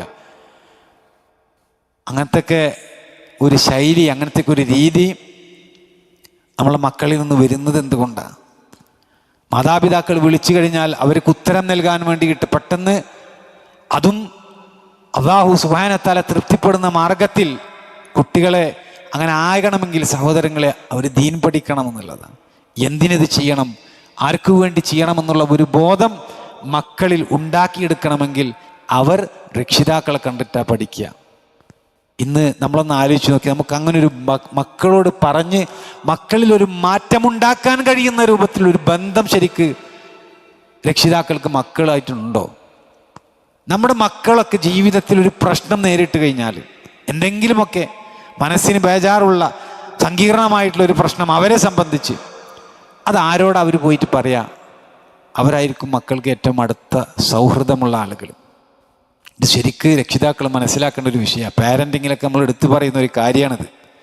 അപ്പം നിങ്ങൾ നോക്കിയ യൂസഫ് നബി അലൈഹി ഇസ്ലാം കുട്ടിയായിരിക്കെ യൂസഫ് നബി അലൈഹി ഇസ്ലാമിയെ ബാധിച്ച ഒരു പ്രശ്നം ഉണ്ടായിരുന്നു. ഒരു സ്വപ്നം കണ്ട് ആകെ ടെൻഷനായി ഇല്ലേ? എന്താ യൂസഫ് നബി ചെയ്തത്? യൂസഫ് നബി ആ ഒരു പ്രശ്നം ജീവിതത്തിൽ നേരിട്ടപ്പോൾ ആരുടെ അടുക്ക പോയിട്ട് അത് ഷെയർ ചെയ്തത്? നേരെ പോയിട്ട് ബാപ്പാൻ്റെ അടുക്കലാണ് പോയത്. ബാപ്പ, ഞാനിങ്ങനെ ഒരു സ്വപ്നം കണ്ട്, ആ സ്വപ്നം പറഞ്ഞു കൊടുത്ത്, ബാപ്പ അതിൻ്റെ സൊല്യൂഷനും പറഞ്ഞു കൊടുത്ത്, ആരോട് പറയേണ്ട എന്ന് പറഞ്ഞുകൊണ്ട് സൊല്യൂഷൻ പറഞ്ഞു കൊടുത്തു. നമ്മുടെ മക്കൾ പ്രായമാകും തോറും അവർക്ക് പറയേണ്ട, അവർക്ക് ഷെയർ ചെയ്യേണ്ട പല കാര്യങ്ങളും നമ്മളോട് പറയാതെ സുഹൃത്തുക്കളോട് പറയുന്ന അവസ്ഥയുണ്ടാകുക. ഏറ്റവും ക്ലോസ് ഫ്രണ്ടായിട്ട് ആരാണോ അവരുടെ അടുത്ത് പോയിട്ട് ഡിസ്ക്ലോസ് ചെയ്യും, എല്ലാം പോയിട്ട് തുറന്നു പറയും. നമ്മളെ വീട്ടിൽ എന്തേ പറയാത്തത്? നമ്മളുടെ അടുക്കലേക്ക് വന്നിട്ടേ നമ്മളിങ്ങനെ എന്തെങ്കിലും കാര്യപ്പെട്ടത് വായിക്കുകയായിരിക്കും, അതല്ലെങ്കിൽ മൊബൈലിലായിരിക്കും. ചെറിയ കുട്ടികൾ വന്നിട്ട് ഇപ്പാ എന്ന് വിളിച്ചിട്ട് പറയുമ്പോൾ പോടാ അവിടെ എന്ന് പറഞ്ഞ് 4 ചീത്തം പറഞ്ഞിട്ട് അങ്ങോട്ട് ഓടിയെത്തും. അപ്പോൾ പിന്നെ ഉമ്മയുടെ പോയേക്കും, ഉമ്മ അതിനേക്കാളും വലിയ ടെൻഷനിലായിരിക്കും. ഇവരെ പരിഗണിക്കുകയേ ചെയ്യില്ല. കുട്ടികളുടെ മനസ്സിലുള്ള ഒരു പ്രശ്നം അവരുടെ പ്രശ്നമാണ്. നമ്മളെ സംബന്ധിച്ചിടത്തോളം അത് നിസാരമാണ്, ചെറിയതാണ്. കാരണം എന്താ, നമ്മൾ മുതിർന്ന ആളുകളാണ്.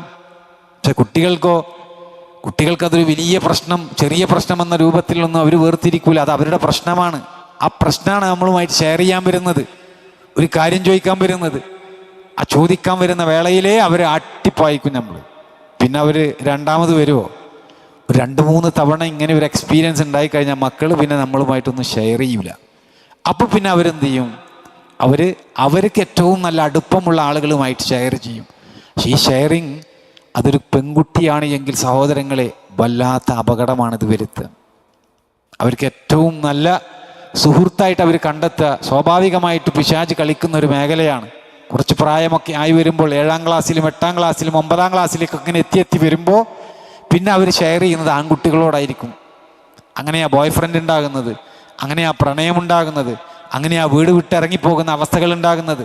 4ാം ക്ലാസ്സിൽ പഠിക്കുന്ന എൻ്റെ മകള് വീട്ടിൽ വന്നിട്ട് ചോദിക്കുകയാണ്, എന്താണ് ഇങ്ങനെ പറഞ്ഞാൽ എന്ന്. എന്തോ ഒരു ചിഹ്നം കാണിച്ചു, എനിക്കത് അറിയില്ല.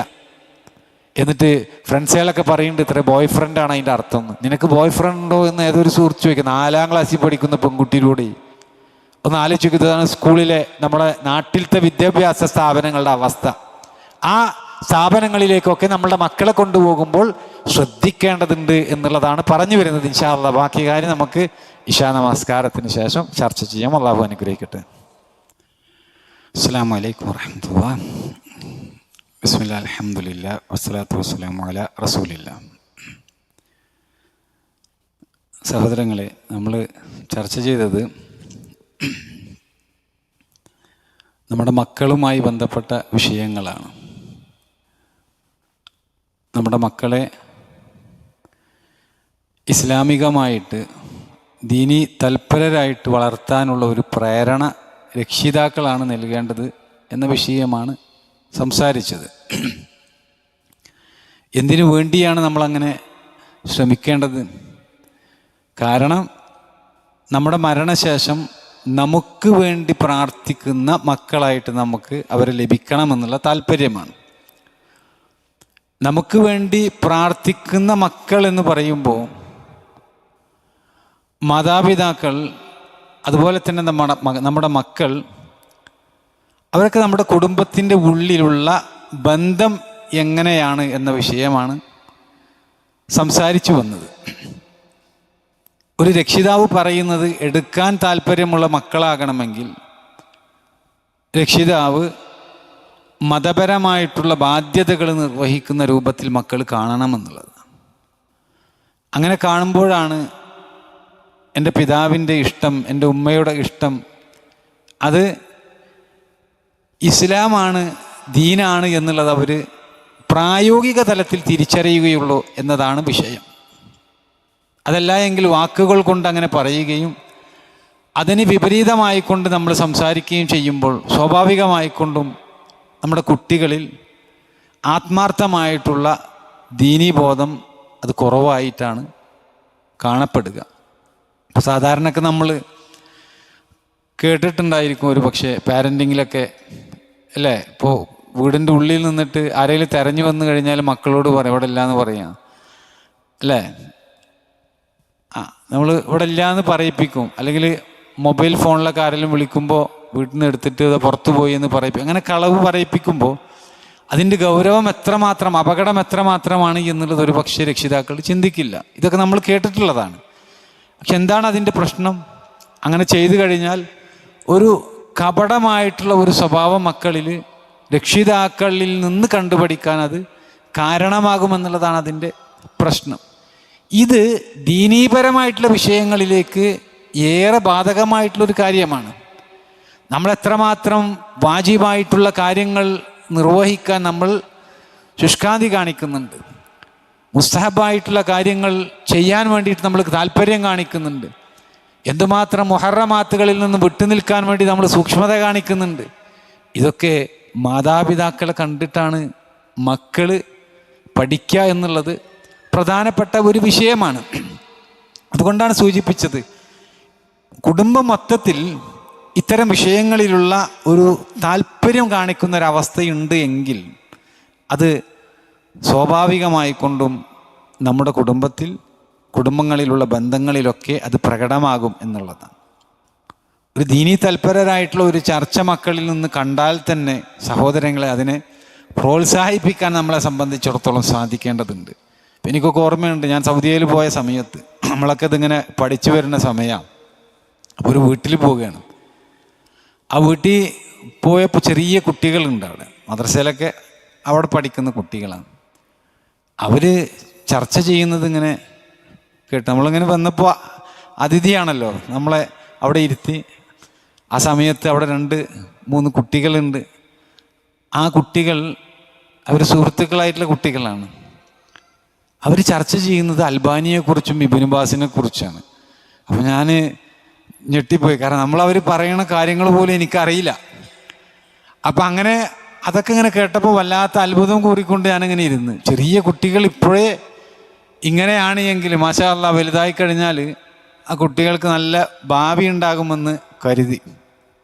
അത് കഴിഞ്ഞ് അൽഹംദുലില്ലാ മദീനയിലൊക്കെ പോയി പഠിച്ചിപ്പോൾ ആ കുട്ടികൾ ക്ലാസ്സൊക്കെ എടുക്കുന്ന വലിയ പണ്ഡിതന്മാരായിട്ട് മാറിയിട്ടുണ്ട്. അൽഹംദുലില്ലാ, അല്ലാഹു സുബ്ഹാനഹു വ തആല നിലനിർത്തി കൊടുക്കട്ടെ. പക്ഷെ നോക്കിയേ, ആ കുട്ടികൾക്ക് അങ്ങനെ ഒരു താല്പര്യം വന്നത് ഗൃഹാന്തരീക്ഷമാണ്.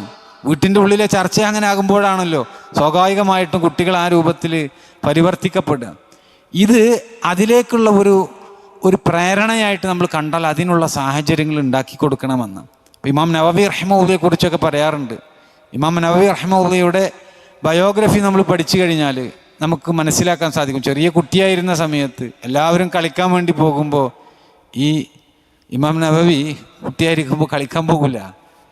എന്നിട്ട് വേറെ ഒരു ആക്ടിവിറ്റീസിലും ഫ്രണ്ട്സുകളായിട്ടൊന്നും മിങ്കിൾ ചെയ്യാനൊന്നും താല്പര്യമില്ലാതെ കണ്ടപ്പോൾ അതിൻ്റെ എന്തിലേക്കാണ് താല്പര്യം എന്നുള്ളത് പിതാവ് ശ്രദ്ധിക്കുകയാണ്. അപ്പോൾ പുസ്തകം വായിക്കാൻ, ഖുർആൻ പഠിക്കുന്ന അങ്ങനെയുള്ള കാര്യങ്ങളൊക്കെ ശ്രദ്ധ കണ്ടപ്പോൾ അതിനുള്ള എല്ലാ സൗകര്യങ്ങളും ബാപ്പ ചെയ്തു കൊടുക്കുകയാണ്.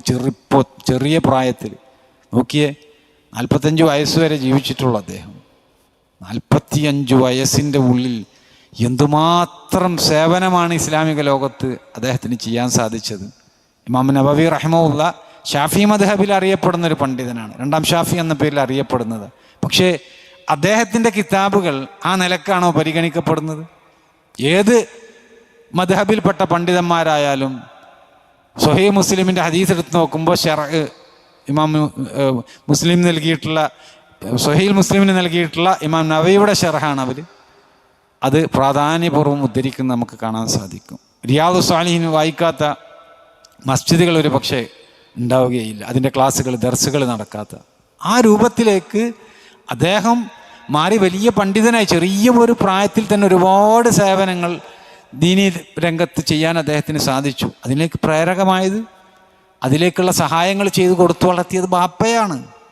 അപ്പോൾ പറഞ്ഞു വരുന്നത്, നമ്മളെ സംബന്ധിച്ചിടത്തോളം നമ്മുടെ മക്കൾക്ക് അങ്ങനെയുള്ള ഒരു ചുറ്റുപാടുകൾ ഉണ്ടാക്കി കൊടുക്കാനും അവരുടെ താല്പര്യങ്ങൾ കണ്ടു കഴിഞ്ഞാൽ അതിൽ കൂടുതൽ അവരതിലേക്ക് ഇറക്കാനും വേണ്ടിയിട്ടുള്ള സഹായങ്ങൾ നമ്മൾ ചെയ്തു കൊടുക്കണമെന്നുള്ളതാണ്. എന്തിനു വേണ്ടി? ഞാൻ നേരത്തെ പറഞ്ഞതുപോലെ, നമ്മൾ മരണപ്പെട്ട് കഴിഞ്ഞാൽ മാതാപിതാക്കളുടെ ദുനിയാവിൻ്റെയും ആഖിറത്തിലെയും നന്മക്ക് വേണ്ടിയിട്ട് സഹോദരങ്ങളെ അള്ളാഹുവിനോട് പ്രാർത്ഥിക്കുന്നവരായിരിക്കണം എന്നുള്ളതാണ്. ജീവിച്ചിരിപ്പുള്ളപ്പോൾ നമുക്ക് വേണ്ടി പ്രാർത്ഥിക്കാൻ സാധിക്കണം, മരിച്ചു കഴിഞ്ഞാൽ നമുക്ക് വേണ്ടി പ്രാർത്ഥിക്കാൻ സാധിക്കണം. അപ്പോൾ ആ രൂപത്തിൽ നമ്മളെ കുട്ടികളെ കിട്ടണം എന്നുള്ളതാണ്. ഇപ്പോൾ ഇസ്ലാം പഠിപ്പിക്കുന്നൊരു വിഷയം, നമ്മുടെ മാതാപിതാക്കൾ അവർ ജീവിച്ചിരിക്കുമ്പോഴും നമുക്ക് അവരോട് കടപ്പാടുണ്ട്, അതേപോലെ തന്നെ മരിച്ചു കഴിഞ്ഞാലും നമുക്ക് അവരോട് കടപ്പാടുണ്ട് എന്നുള്ളതാണ്. ജീവിച്ചിരിപ്പുള്ളപ്പോഴും കടപ്പാടുണ്ട്, മരിച്ചു കഴിഞ്ഞാലും നമുക്ക് കടപ്പാടുണ്ട് എന്ന് റസൂലുള്ളാഹി സ്വല്ലല്ലാഹു അലൈഹി വസല്ലം പഠിപ്പിച്ചൊരു വിഷയം ഇമാം അഹ്മദും ഇമാം അബൂദാവൂദും ഇബ്നു മാജയും ഒക്കെ രേഖപ്പെടുത്തിയ ഹദീസിൽ കാണാം. റസൂലുള്ളാഹി സ്വല്ലല്ലാഹു അലൈഹി വസല്ലമയോട് ഒരാൾ ചോദിക്കുകയാണ്, എൻ്റെ മാതാപിതാക്കൾ മരണപ്പെട്ട ശേഷം അവർക്ക് ഞാൻ ചെയ്യേണ്ട വല്ല പുണ്യവും എൻ്റെ മേൽ ബാക്കിയുണ്ടോ എന്ന്. മരിച്ചുപോയിട്ടുണ്ട് മാതാപിതാക്കൾ. അപ്പം മരണപ്പെട്ട് കഴിഞ്ഞാൽ മാതാപിതാക്കൾക്ക് വേണ്ടിയിട്ട് വല്ല പുണ്യവും എൻ്റെ പക്കൽ ബാക്കിയുണ്ടോ എന്ന് ചോദിച്ചപ്പോൾ റസൂലുള്ളാഹി സ്വല്ലല്ലാഹു അലൈഹി വസല്ലം മറുപടി പറഞ്ഞത് 4 കാര്യങ്ങളുണ്ട് എന്ന്. 4 കാര്യങ്ങൾ. ഒന്ന്, അവരുടെ പേരിൽ ജനാസ നമസ്കരിക്കുകയും അവർക്ക് വേണ്ടി പാപമോചനത്തിന് തേടുകയും ചെയ്യണം എന്നുള്ളത്. ജനാസ നമസ്കരിക്കണം, അവർക്ക് വേണ്ടിയിട്ട് പാപമോചനത്തിന് വേണ്ടിയിട്ട് തേടാൻ സാധിക്കണം. രണ്ടാമതായിട്ടോ റസൂലുള്ളാഹി സ്വല്ലല്ലാഹു അലൈഹി വസല്ലം പറഞ്ഞത് അവരുടെ വാഗ്ദത്തം നടപ്പിലാക്കണം എന്നുള്ളതാണ്. ആർക്കെങ്കിലുമൊക്കെ അവർ വാക്ക് കൊടുത്തിട്ടുണ്ട് എങ്കിൽ അത് നടപ്പിലാക്കാൻ വേണ്ടിയിട്ട് മക്കൾ ശ്രദ്ധിക്കണം. പിന്നെ അവരുടെ ചങ്ങാതിമാരെ ആദരിക്കണമെന്ന്, അവരുടെ സുഹൃത്തുക്കളെ ആദരിക്കണം. അതുപോലെ തന്നെ അവർ മുഖാന്തരം മാത്രമുണ്ടാകുന്ന രക്തബന്ധമുണ്ട്, കുടുംബ ബന്ധമുണ്ട്, അതിനെ പാലിക്കണമെന്നുള്ളതാണ്. ഇതാണ് മരണശേഷം ചെയ്യാനുള്ളത് എന്ന് റസൂലുള്ളാഹി സ്വല്ലല്ലാഹു അലൈഹി വസല്ലം പറഞ്ഞു കൊടുക്കുക. സഹോദരങ്ങളെ, മാതാപിതാക്കൾ നമ്മളൊന്ന് ആലോചിച്ച്, മുതിർന്ന ആളുകളുണ്ട് ഇതിൽ. നമ്മളുടെയൊക്കെ മാതാപിതാക്കൾ മരണപ്പെട്ടു പോയിട്ട് ഈ പറഞ്ഞ രൂപത്തിൽ അള്ളാഹുവിൻ്റെ തൃപ്തിക്ക് വേണ്ടിയിട്ട് മാതാപിതാക്കളുടെ സുഹൃത്തുക്കൾ അന്വേഷിച്ചു പോകാൻ നമുക്ക് എപ്പോഴെങ്കിലും സാധിച്ചിട്ടുണ്ടോ? അതിപ്പോൾ മരിക്കണം എന്നൊന്നുമില്ല. പിതാവ് മരിച്ചു കഴിഞ്ഞാൽ ജീവിച്ചിരിപ്പുണ്ട് എങ്കിലും അവരുടെ സുഹൃത്തുക്കളെ ആദരിക്കുക എന്ന് പറയുന്നത് പ്രധാനപ്പെട്ട ഒരു വിഷയമാണ്. അബ്ദുല്ലാഹി ഇബ്നു ഉമർ റളിയല്ലാഹു അൻഹു ഒരിക്കൽ മക്കയിലെ ഒരു തെരുവീതിയിൽ വെച്ച് ഒരു അറാബിയെ കാണുകയാണ്. ഒരു അറാബിയാണ്, കട്ടറാബിയാണ്. അപ്പോൾ ആ അറാബിയെ കണ്ടപ്പോൾ അദ്ദേഹത്തിനോട് സലാം പറഞ്ഞിട്ട് വേഗം വാഹനത്തിൽ നിന്ന് ഇറങ്ങി, ഒട്ടകത്തിൽ നിന്ന് ഇറങ്ങി. എന്നിട്ടോ ആ അറാബി ആ ഒട്ടകത്തിൻ്റെ മുകളിൽ ഇരുത്തി. ഒട്ടകത്തിന് മുകളിൽ ഇരുത്തിയതിന് ശേഷം അബ്ദുല്ലാഹി ഇബ്നു ഉമർ റളിയല്ലാഹു അൻഹു ധരിച്ചിട്ടുള്ള തലപ്പാവ് ഊരിയിട്ട് അത് ആ അറാബിയുടെ തലയിലേക്ക് വെച്ചു കൊടുത്ത്. എന്ന് ഇത് കണ്ടപ്പോൾ ഇബ്നു ദീനാർ റഹിമഹുല്ല, താബീ ആയിട്ടുള്ള ഇബ്നു ഉമർ റളിയല്ലാഹു അൻഹുവിൻ്റെ കൂടെ ഉണ്ടായിരുന്ന വ്യക്തി ചോദിക്കുകയാണ്, അദ്ദേഹത്തിന് എന്തെങ്കിലും അല്പം ചില കാര്യങ്ങൾ കൊടുത്തു കഴിഞ്ഞാൽ തന്നെ തൃപ്തിപ്പെടും. ഒരു അറാബി ആയിട്ടുള്ളൊരു വ്യക്തിയാണ്, എന്തിനാണ് ഇത്രമാത്രം അദ്ദേഹത്തെ പരിഗണിച്ചത് എന്ന് ചോദിക്കാം. വാഹനത്തിൽ നിന്ന് ഇറങ്ങി അതിലിരുത്തി തലപ്പാവ് ഒരു തലയിൽ വെച്ചു കൊടുത്തു. എല്ലാ ആദരവും അവിടെ നൽകിയത് കണ്ടപ്പോൾ ചോദിക്കുകയാണ്. അന്നേരം അബ്ദുല്ലാഹി ഇബ്നു ഉമർ റളിയല്ലാഹു അൻഹു മറുപടി പറഞ്ഞത്, അത് റസൂലുള്ളാഹി സ്വല്ലല്ലാഹു അലൈഹി വസല്ലമ പറയണതായിട്ട് ഞാൻ കേട്ടിട്ടുണ്ട് എന്ന്. പുണ്യത്തിൽ വെച്ച് വളരെ നല്ല ഒരു പുണ്യമാണ് പിതാവ് പിന്നിട്ട് പോയ ശേഷം, പിതാവ് മരണപ്പെട്ട ശേഷം അദ്ദേഹത്തിൻ്റെ ഇഷ്ടക്കാരായിട്ടുള്ള ആളുകളോട് ബന്ധം പുലർത്തുക എന്ന്. എൻ്റെ ബാപ്പയുടെ, അതായത് ഉമർ റളിയല്ലാഹു അൻഹുവിൻ്റെ ഒരു ഇഷ്ടക്കാരനായിരുന്നു, ഒരു സുഹൃത്തായിരുന്നു അദ്ദേഹം എന്നാണ് ഇബ്നു ഉമർ റളിയല്ലാഹു അൻഹു മറുപടി പറഞ്ഞത്. അപ്പോൾ നോക്കിയേ, ബാപ്പാൻ്റെ സുഹൃത്തിനെ ഏറ്റവും നല്ല രൂപത്തിൽ അവിടെ ആദരവ് കാണിക്കുകയാണ്. ഈ ആദരവ് കാണിക്കുന്നത് എന്തിനു വേണ്ടിയിട്ടാണ്? റസൂലുള്ളാഹി സ്വല്ലല്ലാഹു അലൈഹി വസല്ലം പറഞ്ഞു എന്നുള്ളത് കൊണ്ടാണ്. അള്ളാഹുവിൻ്റെ ദീനിൽ അള്ളാഹു സുബ്ഹാനഹു വ തആല ഇഷ്ടപ്പെടുന്ന ഒരു പ്രവർത്തനമായതുകൊണ്ടാണ് അബ്ദുല്ലാഹി ഇബ്നു ഉമർ റളിയല്ലാഹു അൻഹു ആ രൂപത്തിൽ ചെയ്തത്. അപ്പം നമ്മുടെ മക്കളൊക്കെ ദീൻ പിൻപറ്റുന്ന സ്വഭാവമുള്ളവരാണ് എങ്കിൽ, മതം പിൻപറ്റുന്ന സ്വഭാവമുള്ളവരാണ് എങ്കിൽ എന്താ ചെയ്യുക? അള്ളാഹുവിൻ്റെ തൃപ്തിക്ക് വേണ്ടിയിട്ട് ബാപ്പ ജീവിച്ചിരിപ്പുള്ളപ്പോഴും അവരെ ആദരിക്കും, അതുപോലെ തന്നെ മരണപ്പെട്ട് കഴിഞ്ഞാലും ഈ രൂപത്തിലുള്ള ആദരവുകൾ നൽകും എന്നുള്ളത് നമ്മൾ മനസ്സിലാക്കേണ്ടതുണ്ട്. അബൂ ഹുറൈറ റളിയല്ലാഹു അൻഹുവും അതുപോലെ തന്നെ അബ്ദുല്ലാഹി ഇബ്നു ഉമർ റളിയല്ലാഹു അൻഹു ഒക്കെ പഠിപ്പിക്കാറുണ്ട് എന്ന സഹോദരങ്ങളെ. എന്താണെന്നറിയോ? പിതാവിൻ്റെ മുമ്പിൽ നടക്കരുത് എന്നാണ്. ബാപ്പാനായിട്ടൊക്കെ അങ്ങാടി കൂടെ പോവുകയാണെന്നുണ്ടെങ്കിൽ ബാപ്പാൻ്റെ മുമ്പിൽ നടക്കരുത്, അവരിരിക്കണതിന് മുമ്പ് ഇരിക്കരുത് എന്ന് ഇവർ പഠിപ്പിക്കാറുണ്ടായിരുന്നു എന്ന് ഗ്രന്ഥങ്ങളിൽ നമുക്ക് കാണാൻ സാധിക്കും. ഒന്ന് ആലോചിച്ച് നോക്കിയേ, അതൊക്കെ അവർ അത്രമാത്രം ശ്രദ്ധിച്ചിരുന്നു എന്ന. എന്താ നമ്മളുടെയൊക്കെ വീട്ടിലെ അവസ്ഥ? നമ്മുടെ വീട്ടിലൊക്കെ അവസ്ഥ, ബാപ്പണ്ട് കയറി വരികയാണെങ്കിൽ കാലൊക്കെ നമ്മളിങ്ങനെ കയറ്റി വെച്ചിട്ടിരിക്കുന്നുണ്ടാവും അല്ലേ? ബാപ്പാൻ്റെ മുമ്പിൽ ഉമ്മാൻ്റെ മുമ്പിൽ നമ്മളിങ്ങനെ കാലൊക്കെ വേറൊരു കസാറിൻ്റെ മുകളിലോ അല്ലെങ്കിൽ വല്ല തൂണിൻ്റെ മുകളിലോ നമ്മൾ വീട്ടിൽ നമ്മൾ ഇരുത്തങ്ങനെ ആയിരിക്കും. വാപ്പ കയറി വരുമ്പോഴൊന്നും പരിഗണിക്കില്ല, കാരണം നമ്മൾ സ്ഥിരം കാണുന്നതാണ് വാപ്പാനെ. നമ്മൾ ആ രൂപത്തിലൊന്നും ചിന്തിക്കണില്ല, ശ്രദ്ധിക്കുന്നില്ല. ആ ആദരവും ബഹുമാനവും ഒക്കെ കൊടുക്കാൻ വേണ്ടിയിട്ട് നമ്മൾ ശ്രമിക്കാറില്ല എന്നുള്ളതാണ്. പക്ഷെ അങ്ങനല്ല സഹാബികളൊക്കെ. ബാപ്പ ബാപ്പയാണ്, ഉമ്മ ഉമ്മയാണ്. ബാപ്പാനെയും ഉമ്മായെയും ഒക്കെ പരിഗണിച്ചുകൊണ്ട് അള്ളാഹുവിൻ്റെ തൃപ്തി നേടിയെടുക്കാൻ വേണ്ടിയിട്ടാണ് അവർ പരിശ്രമിച്ചിരുന്നത് എന്ന് നമ്മൾ മനസ്സിലാക്കേണ്ടതുണ്ട്. സഹോദരങ്ങളെ, പരിശുദ്ധ ഖുർആനിലെ ആയത്തുകളൊക്കെ വിശദീകരിച്ചുകൊണ്ട് സഹാബികളും താബീങ്ങളും ഒക്കെ നമുക്ക് പഠിപ്പിച്ചു തരുന്ന കാര്യങ്ങൾ നമുക്ക് കാണാൻ സാധിക്കും. അതെന്താണെന്നറിയോ? അത് അവർ ഇഷ്ടപ്പെട്ട യാതൊന്നും നീ അവർക്ക് വിലക്കാൻ പാടില്ല എന്നുള്ളതാണ്. സൂറത്ത് ഇസ്രായേൽ ആയത്തുണ്ടല്ലോ, അല്ലാഹു സുബ്ഹാനഹു വ തആല പറയുന്നില്ലേ, വഖളാ റബ്ബുക അല്ലാ തഅബുദു ഇല്ലാ ഇയ്യാഹു വബിൽ വാലിദൈനി ഇഹ്സാന എന്ന് പറയുന്ന ആയത്ത്. ആയത്തിൻ്റെ ഒക്കെ വിശദീകരണത്തിൽ ഉർവ ബിൻ സുബൈർ റഹിമഹുല്ലാഹ് അദ്ദേഹം പഠിപ്പിക്കുക അതിൻ്റെ താല്പര്യത്തിൽപ്പെട്ട ഒരു കാര്യമാണ് എന്ന്. ഈ ആയത്തിൽ അല്ലാഹു സുബ്ഹാനഹു വ തആല പറഞ്ഞ താല്പര്യത്തിൽപ്പെട്ട ഒരു കാര്യമാണ് അവർ ഇഷ്ടപ്പെട്ട യാതൊന്നും നീ അവർക്ക് വിലക്കരുത് എന്ന്. അവർ ഇഷ്ടപ്പെട്ട ഒരു കാര്യം നമ്മളുടെ കാരണം കൊണ്ട് നഷ്ടപ്പെട്ടു പോകരുത്, ഇല്ലാതെയായി പോകരുത് എന്നുള്ളതാണ്. സഹോദരങ്ങളെ, എന്താണ് മാതാപിതാക്കളുടെ ഏറ്റവും വലിയ താല്പര്യം? ഒരു മക്കളെ സംബന്ധിച്ച് അവരുടെ ഏറ്റവും വലിയ താല്പര്യം വയസ്സായി കഴിഞ്ഞാൽ എന്തായിരിക്കും എന്നറിയോ? എൻ്റെ മോനെ കുറച്ച് നേരം ഒന്ന് കിട്ടണം വർത്താനം പറയാൻ, എൻ്റെ മോളുമായിട്ട് എനിക്കൊന്ന് വർത്താനം പറയണം, സംസാരിക്കണം എന്നുള്ളതാണ്. സ്വന്തം ബാപ്പാക്കും ഉമ്മാക്കും നമ്മളുടെ സാന്നിധ്യമാണ് സഹോദരങ്ങളെ ഏറ്റവും ആവശ്യമായ ഏറ്റവും ഇഷ്ടപ്പെട്ട ഒരു കാര്യം. അത് നമ്മൾ വിലക്കാൻ പാടില്ല എന്നുള്ളതാണ്. അവരായിട്ട് കുറച്ച് സമയം ഇരുന്ന് വർത്താനം പറയാൻ നമുക്ക് സമയമുണ്ടാകണം. എന്തുമാത്രം തൊഴിലാണ് എങ്കിലും ശരി, എത്രമാത്രം നമ്മൾ ബിസിയാണ് എങ്കിലും ശരി, സഹോദരങ്ങളെ, മാതാപിതാക്കളുടെ അടുക്ക് പോയിട്ടിരുന്ന് വർത്താനം പറയാൻ സാധിക്കണം. അവർ തേങ്ങുന്ന ഹൃദയവുമായിട്ട് അങ്ങ് ബെഡിലൊക്കെ കിടക്കുന്ന അവസ്ഥയിലുള്ള രക്ഷിതാക്കളുണ്ട്. എന്താ അവരുടെ തേങ്ങൽ എന്നറിയോ? എൻ്റെ മോനെ ഒരു കുറച്ച് സമയം വർത്താനം പറയാൻ കിട്ടുന്നില്ല എന്ന്.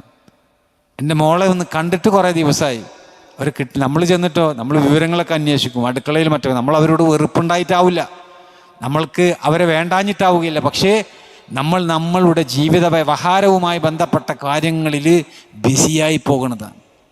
പക്ഷെ ആ ബിസിയായി പോകുമ്പോഴോ അത്രയും കാലം നമ്മൾ നോറ്റു വളർത്തിയ, നമ്മൾ നോക്കിയിട്ടുള്ള അവരുടെ ആ ഇഷ്ടത്തെ പരിഗണിക്കാൻ സാധിക്കണില്ല എന്നുള്ളതാണ്. ഇപ്പോൾ പണ്ട് വാട്സാപ്പിൽ ഒരു മെസ്സേജ് വന്നിരുന്നു, അത് ഞാൻ കുറിച്ചു വെച്ചൊരു സാധനമായിരുന്നു.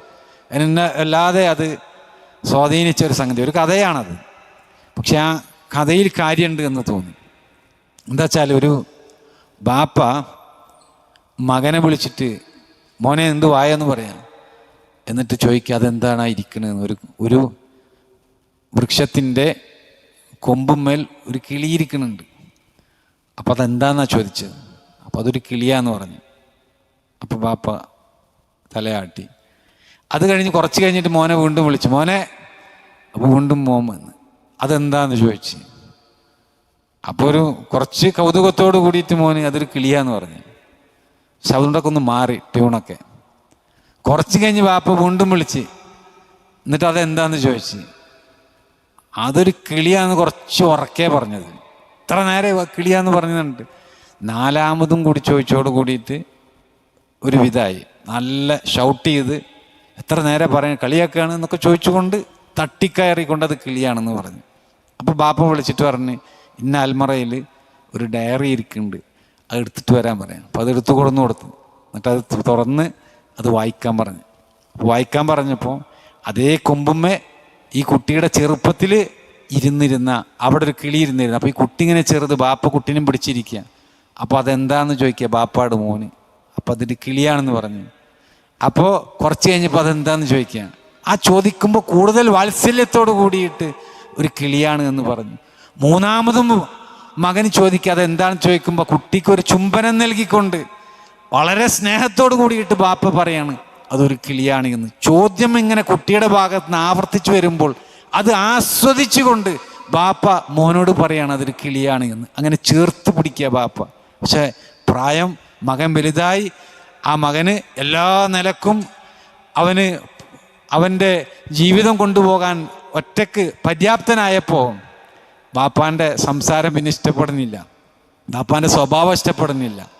അതാ സഹോദരങ്ങളെ ഇന്ന് വളർന്നു വരുന്ന ആളുകളുടെ അവസ്ഥ എന്നുള്ളതാണ്. ബാപ്പാനെ സ്നേഹിച്ചാൽ, ഉമ്മാനെ സ്നേഹിച്ചു കഴിഞ്ഞാൽ നമുക്ക് അവരുടെ ഓരോ ചോദ്യവും അവരുടെ ഓരോ സംസാരങ്ങളും അത് ഹൃദ്യമായിട്ടും അതുപോലെ തന്നെ സ്നേഹവുമായിട്ട് നമുക്ക് അനുഭവപ്പെടുമെന്നുള്ളതാണ്. അതെന്താണ് അങ്ങനെ നമുക്ക് അനുഭവപ്പെടാതിരിക്കാനുള്ള കാരണം? ദീനുമായി ബന്ധപ്പെട്ടുകൊണ്ട് അള്ളാഹുവിൻ്റെ തൃപ്തി ആഗ്രഹിച്ചുകൊണ്ട് മാതാപിതാക്കളെ സ്നേഹിക്കാൻ നമുക്ക് സാധിക്കണില്ല എന്നുള്ളതാണ് അതിൻ്റെ കാരണം. അപ്പോൾ ഞാൻ പറഞ്ഞു വന്ന നേരത്തെ ഒരു കഥ മാത്രമാണ്, അതാരും ഉണ്ടാക്കിയ ഒരു കഥയാകാം, പക്ഷെ അതിൽ വലിയ അർത്ഥമുണ്ട് എന്നുള്ളത് നമ്മൾ മനസ്സിലാക്കണം. സഹോദരങ്ങളെ, സൈനുൽ ആബിദീൻ അലി ഇബ്നു ഹുസൈൻ റഹ്മഹുള്ള അദ്ദേഹത്തിലേക്ക് ചേർത്തുകൊണ്ട് സഹോദരങ്ങളെ പണ്ഡിതന്മാർ പറയാറുണ്ട് അദ്ദേഹം ഉമ്മാട് വല്ലാത്ത സ്നേഹം കാണിച്ചിരുന്നതാണ്. ഈ താബീങ്ങളിൽപ്പെട്ട ഈ പണ്ഡിതൻ ഉമ്മാട് വല്ലാത്ത സ്നേഹം കാണിച്ചിരുന്നു. ഉമ്മയോട് പുണ്യം ചെയ്യുന്ന വിഷയങ്ങളിൽ അത്രമാത്രം അദ്ദേഹം സൂക്ഷ്മത കാണിച്ചിരുന്നു എന്നാണ് അദ്ദേഹത്തിൻ്റെ ജീവചരിത്രത്തിൽ ഏറെ പാഠമുണ്ട്. അതിൽപ്പെട്ടൊരു സംഭവം എന്താണെന്നറിയോ? ഭക്ഷണം കഴിക്കാൻ ഇരുന്ന് കഴിഞ്ഞാലുള്ള അവസ്ഥയാണ്. ഭക്ഷണം കഴിക്കുക എന്ന് പറയുമ്പോൾ ഇന്ന് നമുക്കൊരു കൗതുകമായി തോന്നും. കാരണം ഇന്ന് നമ്മളൊക്കെ എൻ്റെ വീട്ടിൽ അടക്കം നമ്മൾ ഭക്ഷണം കഴിക്കുന്നത് എങ്ങനെയാൽ ഓരോരുത്തർക്കും ഓരോ പാത്രമായിരിക്കും അല്ലേ. പക്ഷേ നബി സല്ലല്ലാഹു അലൈഹി വസല്ലം പ്രോത്സാഹിപ്പിച്ചൊരു വിഷയം ഒരു തളികയിൽ നിന്ന് കഴിക്കാനാണ്. അപ്പോൾ അതിൽ ബർക്കത്തുണ്ടാകുമെന്നുള്ളതാണ്. അപ്പോൾ എല്ലാവരും കൂടി ഒരുമിച്ചിരുന്ന് ഭക്ഷണം കഴിക്കുന്ന ഒരു രീതി അറബ് നാടുകളിലൊക്കെ നമുക്ക് കാണാൻ സാധിക്കും. നമ്മുടെ നാട്ടിലൊന്നും അത് ഇല്ല. അപ്പം അങ്ങനെ അവർ ഭക്ഷണം കഴിക്കാനിരിക്കുന്ന സമയത്ത് അദ്ദേഹം എന്താണ്, എൻ്റെ ഉമ്മ കണ്ണുവച്ച, എൻ്റെ ഉമ്മ എടുക്കാൻ ആഗ്രഹിച്ച ഭക്ഷണമെങ്ങാനും അതിനു മുമ്പ് ഞാൻ എടുക്കുമോ, അതുവഴി ഞാൻ ധിക്കാരം ചെയ്തു പോകുമോ എന്ന് പേടിച്ചിട്ട് അദ്ദേഹം കഴിക്കാറില്ല എന്ന്. അദ്ദേഹം അങ്ങനെ ഇരുന്നിട്ട് ഭയന്നുകൊണ്ടാണ് ഭക്ഷണം കഴിക്കാറ് എന്ന്. കാരണം ഏതെങ്കിലും ഒരു ഭാഗത്തു നിന്ന് ഉരുളെടുക്കുമ്പോൾ എൻ്റെ ഉമ്മ കണ്ണുവച്ച സ്ഥലമായിരിക്കും അത് എന്നുള്ളത് പേടിച്ചിട്ട് അതിൽ നിന്ന് ഭക്ഷണം എടുക്കാറില്ല എന്ന്. അവരൊക്കെ അങ്ങനെ പേടിക്കാനുള്ള കാരണം എന്താണ്? അങ്ങനത്തെ ഒരു ചിന്ത അവരിലേക്ക് വരാനുള്ള കാരണം എന്താണ്? ഞാനീ പറഞ്ഞതാ വിഷയം. അള്ളാഹുവുമായി ബന്ധപ്പെടുത്തിക്കൊണ്ടാണ് മാതാപിതാക്കളെ അവർ സ്നേഹിക്കുന്നത്. അള്ളാഹു സുബ്ഹാനഹു വ തആല എന്നിൽ വല്ല ധിക്കാരവും അതുമൂലം കണ്ടെത്തുമോ എന്നുള്ളത് പേടിച്ചിട്ടാണ് സഹോദരങ്ങളെ മാതാപിതാക്കൾക്ക് പ്രായമാകുമ്പോൾ നമ്മൾ പ്രാർത്ഥിക്കണമെന്ന്. റബ്ബിർഹംഹുമാ കമാ റബ്ബയാനി സഗീറ. റബ്ബേ, അവർ രണ്ടാളും എന്നോട് എൻ്റെ ചെറിയ പ്രായത്തിൽ അവരെന്നെ പരിപാലിച്ചു വളർത്തിയതുപോലെ നീ അവരോട് കരുണ കാണിക്കണേ എന്നാണ്. ആ ഒരു ചെറുപ്രായത്തിൽ നമ്മളോട് മാതാപിതാക്കൾ കരുണ കാണിക്കുക എന്ന് പറയുന്നത് സഹോദരങ്ങളെ അത് വല്ലാത്ത ഒരു മാനസിക അവസ്ഥയാണ് യഥാർത്ഥത്തിൽ. ആ സമയത്ത് അവർ കാണിക്കുന്ന ഒരു സ്നേഹം അത് തുറന്ന സ്നേഹമാണ്. ആ ഒരു സ്നേഹം നമ്മൾ തിരിച്ചു കാണിക്കേണ്ടത് അവർ വാർദ്ധക്യത്തിൽ എത്തിക്കഴിഞ്ഞാലാണ് എന്ന്. അതാണ് ഇസ്ലാം പഠിപ്പിക്കുന്ന മർമ്മപ്രധാനമായിട്ടുള്ളൊരു വിഷയം. അവർ വാർദ്ധക്യത്തിൽ എത്തിക്കഴിഞ്ഞാലാണ് നമുക്കിത് കാണിക്കാൻ, നമ്മൾ ഈ ഒരു സ്വഭാവം നമ്മളിൽ പ്രകടമാകേണ്ടത് എന്നർത്ഥം. ആ രൂപത്തിൽ അവർ കാണിക്കണമെങ്കിൽ നമ്മൾ എങ്ങനെയാണ് നമ്മുടെ മാതാപിതാക്കളോട് പെരുമാറുന്നത് എന്ന് നമ്മുടെ കുട്ടികൾ നോക്കിക്കാണുന്ന ഒരു വിഷയമായിരിക്കും. നമ്മുടെ മാതാപിതാക്കളെ നമ്മൾ ആദരിച്ച് ബഹുമാനിച്ച് അവർ മാതാവാണ്, അവർ പിതാവാണ് എന്നത് പഠിപ്പിച്ചു കൊടുത്തുകൊണ്ട് തന്നെ നമ്മുടെ മക്കളെ വളർത്തുകയാണ് എങ്കിലോ നമ്മുടെ മക്കളും അതേ രൂപത്തിലേക്ക് ദീനുണ്ട് എങ്കിൽ അവർ വരുമെന്നുള്ളതാണ്. അതല്ല എങ്കിൽ നേരത്തെ പറഞ്ഞതുപോലെ ഒരു ഇസ്ലാമികമായിട്ടുള്ള ദീൻ പഠിപ്പിക്കുന്ന രൂപത്തിലുള്ള ഒരു അന്തരീക്ഷം നമ്മുടെ കുടുംബത്തിൻ്റെ അകത്ത് നമുക്ക് കാണാൻ കഴിയുകയില്ല എന്നുള്ളത് നമ്മൾ പ്രത്യേകം മനസ്സിലാക്കേണ്ടതുണ്ട്. അബ്ദുല്ലാഹി ഇബ്നു ഉമർ റളിയല്ലാഹു അൻഹുവിനോടൊപ്പം യമനിയായിട്ടുള്ള ഒരാൾ സ്വന്തം ഉമ്മയെ ചുമലിലേറ്റിക്കൊണ്ട് കഅബ തവാഫ് ചെയ്യാൻ വേണ്ടി വരാം. ഒരു യമൻകാരനാണ്. കഅബ തവാഫ് ചെയ്യാം. ഉമ്മ എവിടെയാണുള്ളത്? ഉമ്മാനെ ചുമലിലേറ്റിയിട്ടാണ് കൊണ്ടുവരുന്നത്. എന്നിട്ട് ഇങ്ങനെ തവാഫ് ചെയ്ത്, അപ്പോൾ യമൻകാരൻ എന്നിട്ട് അബ്ദുല്ലാഹിബ്നു ഉമർ റളിയല്ലാഹു അൻഹുവിനോട് ചോദിക്കുക, ഞാൻ എൻ്റെ ഉമ്മാട് ഇങ്ങനെയൊക്കെ ചെയ്തു കഴിഞ്ഞാൽ എൻ്റെ കടപ്പാട് പൂർത്തീകരിച്ചവനാവോ എന്നുള്ളതാണ്. എൻ്റെ ഉമ്മയോടുള്ള കടപ്പാട് പൂർത്തീകരിച്ചവനായിട്ട് ഇങ്ങനെയൊക്കെ ചെയ്തു കഴിഞ്ഞാൽ ആകോ എന്ന് ചോദിച്ചപ്പോൾ എന്താ അബ്ദുല്ലാഹിബ്നു ഉമർ റളിയല്ലാഹു അൻഹു മറുപടി പറഞ്ഞെന്നറിയും? ഇല്ല, ഒരിക്കലും നിന്റെ കടപ്പാട് തീരൂല, അവരുടെ ഒരു നെടുവീർപ്പിന് പോലും പകരമാകൂല ഇത് എന്ന, അവരുടെ ഒരു നെടുവീർപ്പിന് പോലും പകരാകൂല എന്ന. ഇതേ ചോദ്യം ഉമർ റളിയല്ലാഹു അൻഹുവിനോടും ഒരാൾ ചോദിക്കുന്നുണ്ട്. ഉമ്മയുമായി ബന്ധപ്പെട്ടുകൊണ്ട് ഇന്ന കാര്യങ്ങളൊക്കെ ഞാൻ ചെയ്ത് ഇതൊക്കെ സമാകുമെന്ന്. പ്രസവിക്കുന്ന സമയത്ത് അവർ നെടുവീർപ്പിട്ട ആ ഒരു ഇതിന് സമമാവുകയില്ല ഇതൊന്നും എന്നാണ് ഉമർ റളിയല്ലാഹു അൻഹു അതിനോട് പ്രതികരിച്ചത്. അപ്പം അത്രമാത്രം സഹോദരങ്ങളെ പ്രാധാന്യമുള്ള ഒരു വിഷയമായിട്ട് ഇസ്ലാം പഠിപ്പിക്കുന്ന ഒരു കാര്യമാണ് മാതാപിതാക്കളുമായിട്ട് നമ്മൾ കാണിക്കുന്നൊരു ബന്ധം. അബൂ ഹുറൈറ റളിയല്ലാഹു അൻഹു വീട്ടിൽ നിന്ന് പുറത്തു പോകുമ്പോൾ ഉമ്മയോട് വാതിലിനരികിൽ ചെന്നിട്ട് സലാം പറയുന്നു. അബൂ ഹുറൈറ റളിയല്ലാഹു അൻഹുവിൻ്റെ ഉമ്മ ആദ്യം മുശ്രിക്കത്തായിരുന്നു. പിന്നീട് റസൂലുള്ളാഹി സ്വല്ലല്ലാഹു അലൈഹി വസല്ലമയുടെ അടുക്കൽ പോയിട്ട് ആവശ്യപ്പെട്ട് പ്രാർത്ഥിക്കാൻ ആവശ്യപ്പെട്ട് പിന്നീടാണല്ലോ ഇസ്ലാം സ്വീകരിക്കുന്നതൊക്കെ. അത് ഒരു പക്ഷെ നമ്മൾ കേട്ടിട്ടുണ്ടാകും. നമ്മളൊന്ന് ആലോചിച്ച് നോക്കി, ആ ഉമ്മയോടുള്ള സ്നേഹം കാരണം അബൂ ഹുറൈറ റളിയല്ലാഹു അൻഹു ഉമ്മയുടെ വാതിലിനരികിൽ പോയിട്ട് സലാം പറയും. അസ്സലാമു അലൈക യാ ഉമ്മത്താഹു വറഹ്മത്തുള്ളാഹി വബറകാതുഹു. അങ്ങനെയാ പറയാ, ഉമ്മ നിങ്ങൾക്ക് അള്ളാഹുവിൻ്റെ സലാം ഉണ്ടാകട്ടെ, അവൻ്റെ റഹ്മത്തും അവരിൽ നിന്നുള്ള ബറക്കത്തും ഉണ്ടാകട്ടെ എന്ന് പറയുമ്പോൾ വഅലൈക സലാമു യാ ബുനയ്യ വറഹ്മത്തുള്ളാഹി വബറകാതുഹു, മോനെ നിനക്കും അള്ളാഹുവിൻ്റെ സലാം ഉണ്ടാകട്ടെ, അവൻ്റെ റഹ്മത്തും ബറക്കത്തും ഉണ്ടാകട്ടെ എന്ന്. എന്നിട്ട് പറയും റഹിമക്കല്ലാഹു കമാ റബ്ബൈതനി സഗീറ, നിങ്ങൾ എന്നോട് ചെറുപ്പത്തിൽ കരുണ ചെയ്തതുപോലെ അള്ളാഹു നിങ്ങൾക്കും കരുണ ചെയ്യട്ടെ എന്ന് അബൂ ഹുറൈറ റളിയല്ലാഹു അൻഹു അപ്പോൾ തിരിച്ചു പറയുന്ന. അപ്പോൾ ഉമ്മ പറയും മോനോട് റഹിമക്കല്ലാഹു കമാ ബറർതനി കബീറ, നീ വലുതായപ്പോൾ എന്നോട് നന്മ ചെയ്തതുപോലെ അള്ളാഹു നിന്നോട് കരുണ കാണിക്കട്ടെ എന്ന് ഉമ്മ മകനോടും പറയുന്ന. അങ്ങനെ ഇവിടെ നോക്കിയ ഈ സ്നേഹം, അവിടെ മകൻ ഉമ്മയോട് കാണിക്കുന്ന സ്നേഹം അതെന്തിനാ? അള്ളാഹു സുബ്ഹാനഹു തആലയിൽ നിന്ന് കാരുണ്യം ലഭിക്കാൻ വേണ്ടിയിട്ടാണ്. അതുപോലെ തന്നെ ഉമ്മ മകനോട് കാണിക്കുന്ന സ്നേഹം എന്തിനാ? ഇതേപോലെ തന്നെ അള്ളാഹു സുബ്ഹാനഹു തആലയിൽ നിന്നുള്ള കരുണക്ക് വേണ്ടിയിട്ടാണ്. സഹോദരങ്ങളെ, നമുക്കൊക്കെ ലഭിക്കുന്ന പ്രാർത്ഥനകളിൽ ഏറ്റവും മൂർച്ചയുള്ള വലിയ ഒരു ആയുധമായിട്ട് വിശേഷിപ്പിക്കാവുന്ന പ്രാർത്ഥനയാണ് ഉമ്മാൻ്റെ പ്രാർത്ഥന എന്ന് പറയുന്നത്. ഉമ്മ മക്കൾക്ക് വേണ്ടി പ്രാർത്ഥിക്കുക എന്ന് പറയുന്നത് അത് വല്ലാത്തൊരു സംഭവമാണ്. ശരിക്കും സലാം എന്ന് പറഞ്ഞു കഴിഞ്ഞാൽ പ്രാർത്ഥനയാണ്. സലാം എന്ന് പറയുന്നത് ഒരു പ്രാർത്ഥനയാണ്, ആശംസയാണ്. ആ ആശംസയോടൊപ്പമുള്ള ആ ഒരു പ്രാർത്ഥന നമ്മുടെ വീട്ടിലൊക്കെ നമ്മൾ ശ്രദ്ധിക്കാറുണ്ട്.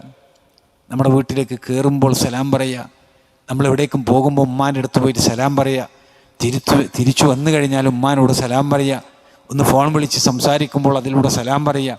ആ സലാം പറയലും മടക്കലും ഒക്കെ സഹോദരങ്ങളെ ഇതൊക്കെ നമ്മുടെ വീട്ടിൽ ശീലിക്കേണ്ട ഒരു വിഷയമാണ്. അവിടെയൊക്കെ നമ്മൾ നമ്മുടെ ഗൗരവമൊക്കെ ഒന്ന് മാറ്റിവെക്കണം. നമ്മുടെ വീടാണ്, നമ്മുടെ ഉമ്മയാണ്, നമ്മുടെ സഹോദരന്മാരാണ്. അവരോടൊക്കെ നമ്മുടെ വീട്ടിലുള്ള ആളുകളോട് ആ ഗൗരവമൊക്കെ മാറ്റിവെച്ച് ഇസ്ലാമികമായിട്ട് പെരുമാറാൻ എനിക്കും നിങ്ങൾക്കുമൊക്കെ സാധിക്കുക എന്ന് പറയുന്നത് വലിയ ഒരു സൗഭാഗ്യമാണ് എന്നർത്ഥം. അവിടെ ഇതൊന്നും പലപ്പോഴും പല വീടുകളിലും ഉണ്ടാകാറില്ല എന്ന്. ഇതൊക്കെ കണ്ടിട്ട് വേണം നമ്മുടെ കുട്ടികൾ പഠിക്കാൻ. നമ്മുടെ മക്കൾ ഇതൊക്കെ കണ്ടുകൊണ്ട് വളരാൻ സാധിക്കണമെന്നുള്ളതാണ്. അപ്പം ഇതൊക്കെ ദീനുമായി ബന്ധപ്പെട്ടുകൊണ്ടുള്ള ഒരു ബന്ധം മാതാപിതാക്കളോട് നമ്മൾ കാണിക്കുമ്പോൾ നമ്മുടെ മക്കളും സ്വാഭാവികമായിട്ട് അതെല്ലാം കാണിക്കും എന്നുള്ളതാണ് ഒന്നാമതായിട്ടുള്ള വിഷയം.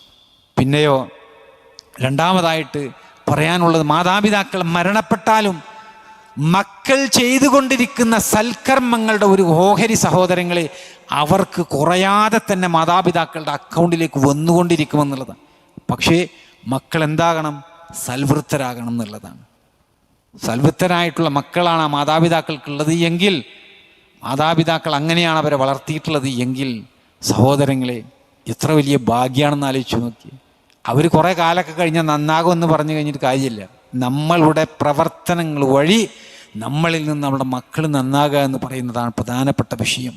ഷേഖ് നാസറുദ്ദീൻ അൽബാനി റഹ്മഹുല്ലാഹ് അദ്ദേഹം പറയാണ്, ഒരു സന്താനം ചെയ്തുകൊണ്ടിരിക്കുന്ന സൽക്കർമ്മങ്ങൾക്ക് അവൻ്റെ മാതാപിതാക്കൾക്ക് അതിന് തുല്യമായിട്ടുള്ള പ്രതിഫലമുണ്ടാകുന്ന, അത് അവൻ്റെ പ്രതിഫലത്തിൽ നിന്ന് ഒന്നും കുറയാതെ നമ്മുടെ പ്രതിഫലത്തിൽ നിന്ന് ഒന്നും കുറയാതെ നമ്മുടെ മാതാപിതാക്കൾക്ക് അത് ലഭിക്കുമെന്ന.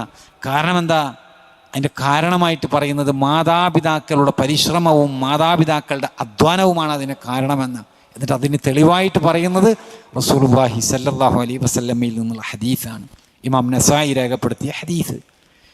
ആയിഷ റളിയല്ലാഹു അൻഹ നിവേദനം ചെയ്ത ഹദീസിൽ റസൂലുള്ളാഹി സ്വല്ലല്ലാഹു അലൈഹി വസല്ലമ പറയാണ്, ഇന്ന അത്യബ മാ അകല റജുലു മിൻ കസ്ബിഹി, തീർച്ചയായിട്ടും ഒരു വ്യക്തി ഭക്ഷിക്കുന്നതിൽ ഏറ്റവും നല്ലത് അവൻ്റെ അധ്വാനത്തിൽ നിന്നുള്ളതാണ്. വ ഇന്ന വലദഹു മിൻ കസ്ബിഹി, തീർച്ചയായിട്ടും അവൻ്റെ കുട്ടി അവൻ്റെ അധ്വാനത്തിൽ നിന്നുള്ളതാണ് എന്ന ഹദീസിനെ വിശദീകരിച്ചിട്ടാണ് ഇത് പറയുന്നത്.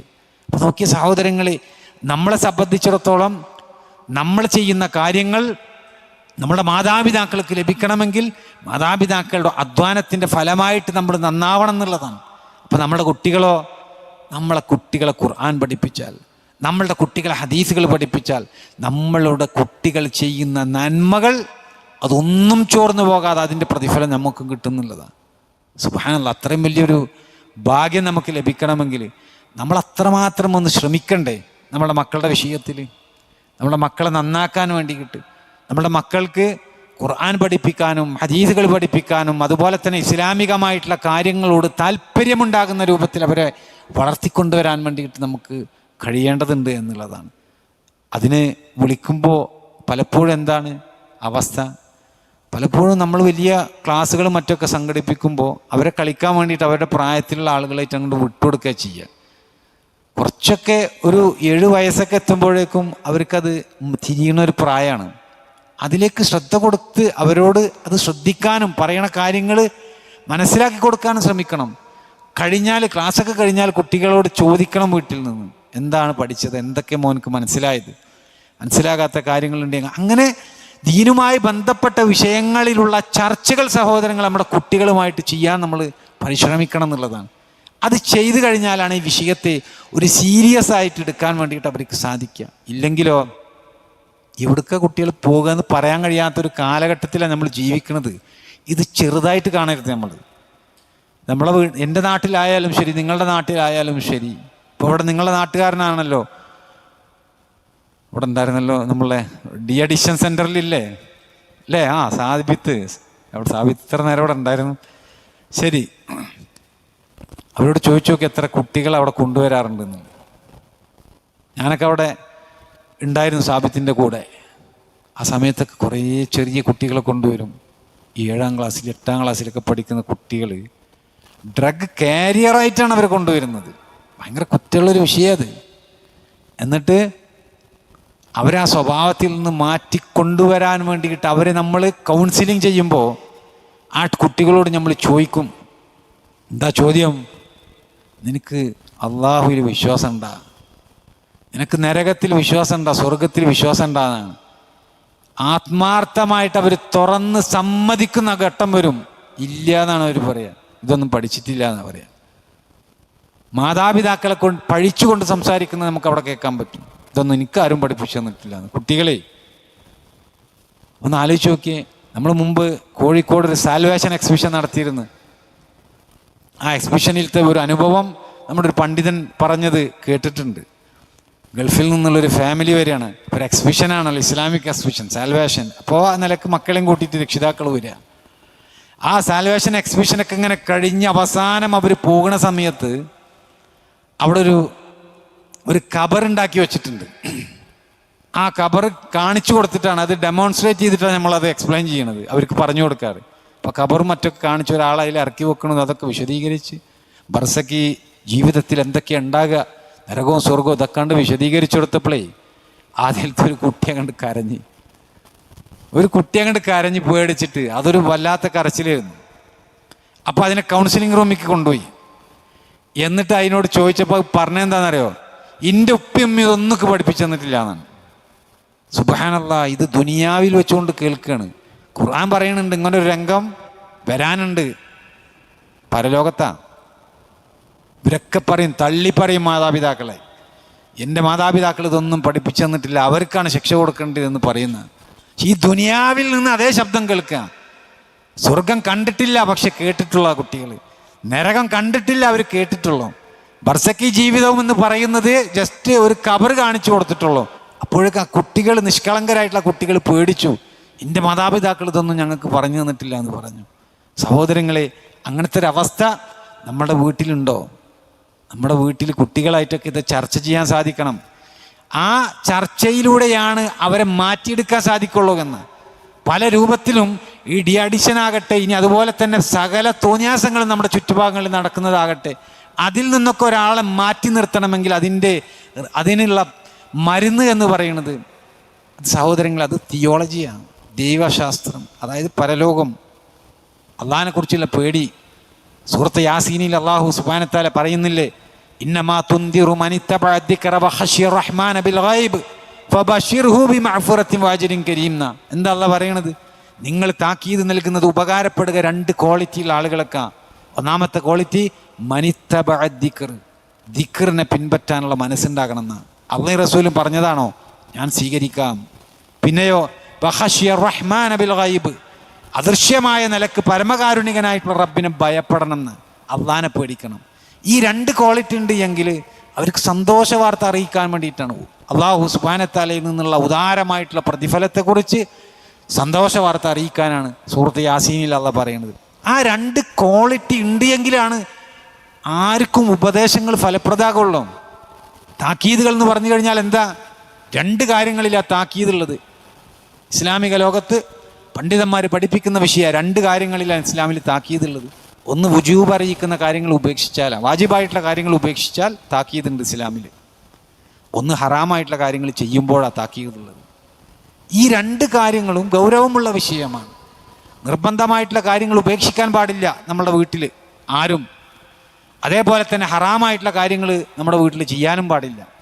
പക്ഷെ ഹറാമായിട്ടുള്ള കാര്യങ്ങളിൽ നിന്ന് വിട്ടുനിൽക്കുന്ന ഒരു സാഹചര്യം ഉണ്ടാകണമെങ്കിൽ സഹോദരങ്ങളെ, അള്ളാഹുവിനെ പേടിക്കണം. അള്ളാഹും റസൂലും പറഞ്ഞ കാര്യങ്ങൾ എടുക്കാനുള്ള ഒരു മനസ്സുണ്ടാകണം എന്നുള്ളതാണ്. അതുകൊണ്ട് ആയിഷ റളിയല്ലാഹു അൻഹ പറഞ്ഞില്ലേ, നബി സല്ലല്ലാഹു അലൈഹി വസല്ലം ആദ്യം വന്നിട്ട് ഞങ്ങളോട് നിങ്ങൾ കള്ളുടിക്കരുത്, വ്യഭിചരിക്കരുത് എന്ന് പറയുകയാണെങ്കിൽ ആരും അത് കേട്ടിരുന്നില്ല എന്ന്. മക്കയിൽ വന്നിട്ട് പ്രവാചകനായിട്ട് ആദ്യം വന്ന് പറയണത് ഈ ഹറാമായിട്ടുള്ള കാര്യങ്ങൾ ഉപേക്ഷിക്കാനാണെങ്കിൽ ആരും അത് സ്വീകരിച്ചിരുന്നില്ല.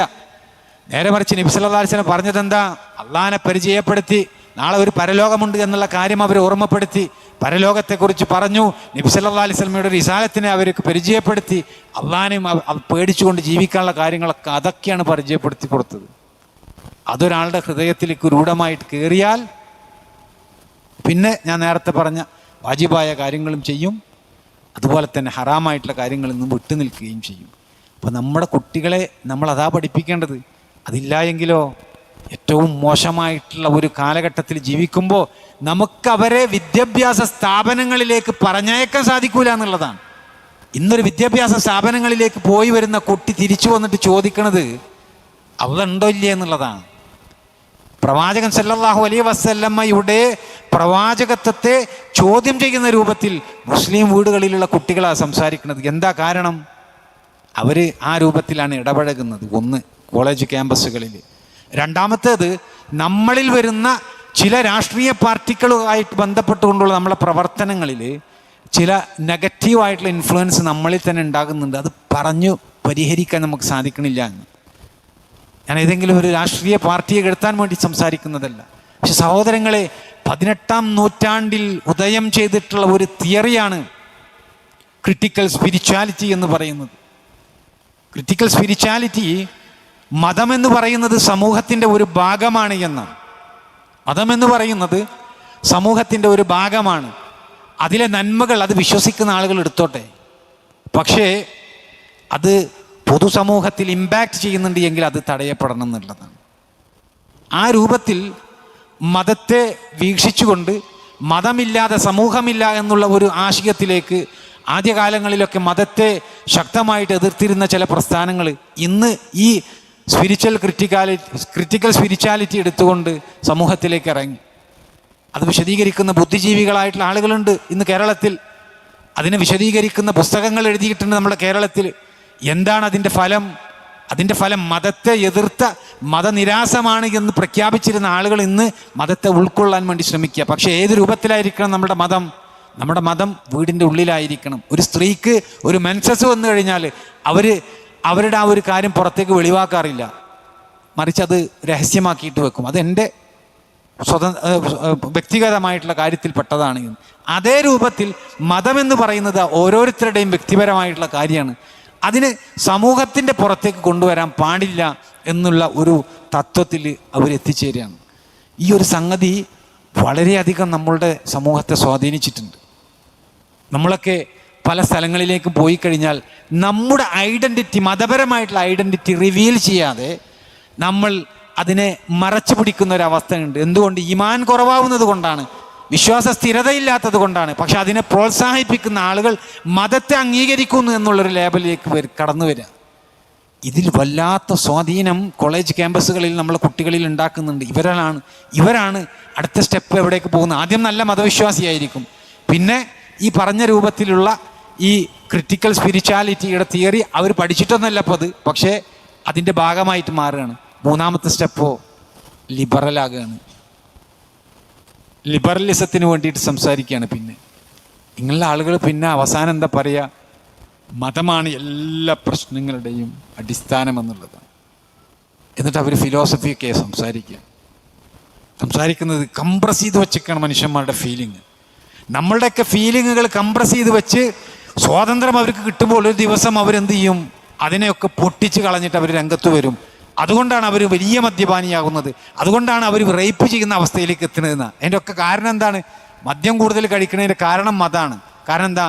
ആദ്യമേ കുറച്ചൊക്കെ ഒന്ന് കഴിക്കാനുള്ള സ്വാതന്ത്ര്യം കൊടുത്തിരുന്നെങ്കിൽ അവരുടെ ഫീലിംഗ് ഇങ്ങനെ കംപ്രസ് ചെയ്ത് വെക്കുന്ന അവസ്ഥ ഉണ്ടാവില്ല എന്നുള്ളതാണ്. ഓരോ ന്യായങ്ങൾ നോക്കി പോകുന്നത്. ലിബറലിസത്തിൻ്റെ ആളുകൾ ഏത് രൂപത്തിലും സംസാരിക്കുന്ന അവസ്ഥയിലേക്ക് കൊണ്ടെത്തിക്കുന്ന, അവസാനം നമ്മളുടെ മതപരമായിട്ടുള്ള മൂല്യങ്ങളെപ്പോലും നശിപ്പിച്ച് കളയുന്ന അവസ്ഥയിലേക്ക് അവരെത്തുക. ഇതൊക്കെ ഗൗരവമുള്ളൊരു വിഷയമല്ലേ സഹോദരങ്ങളെ?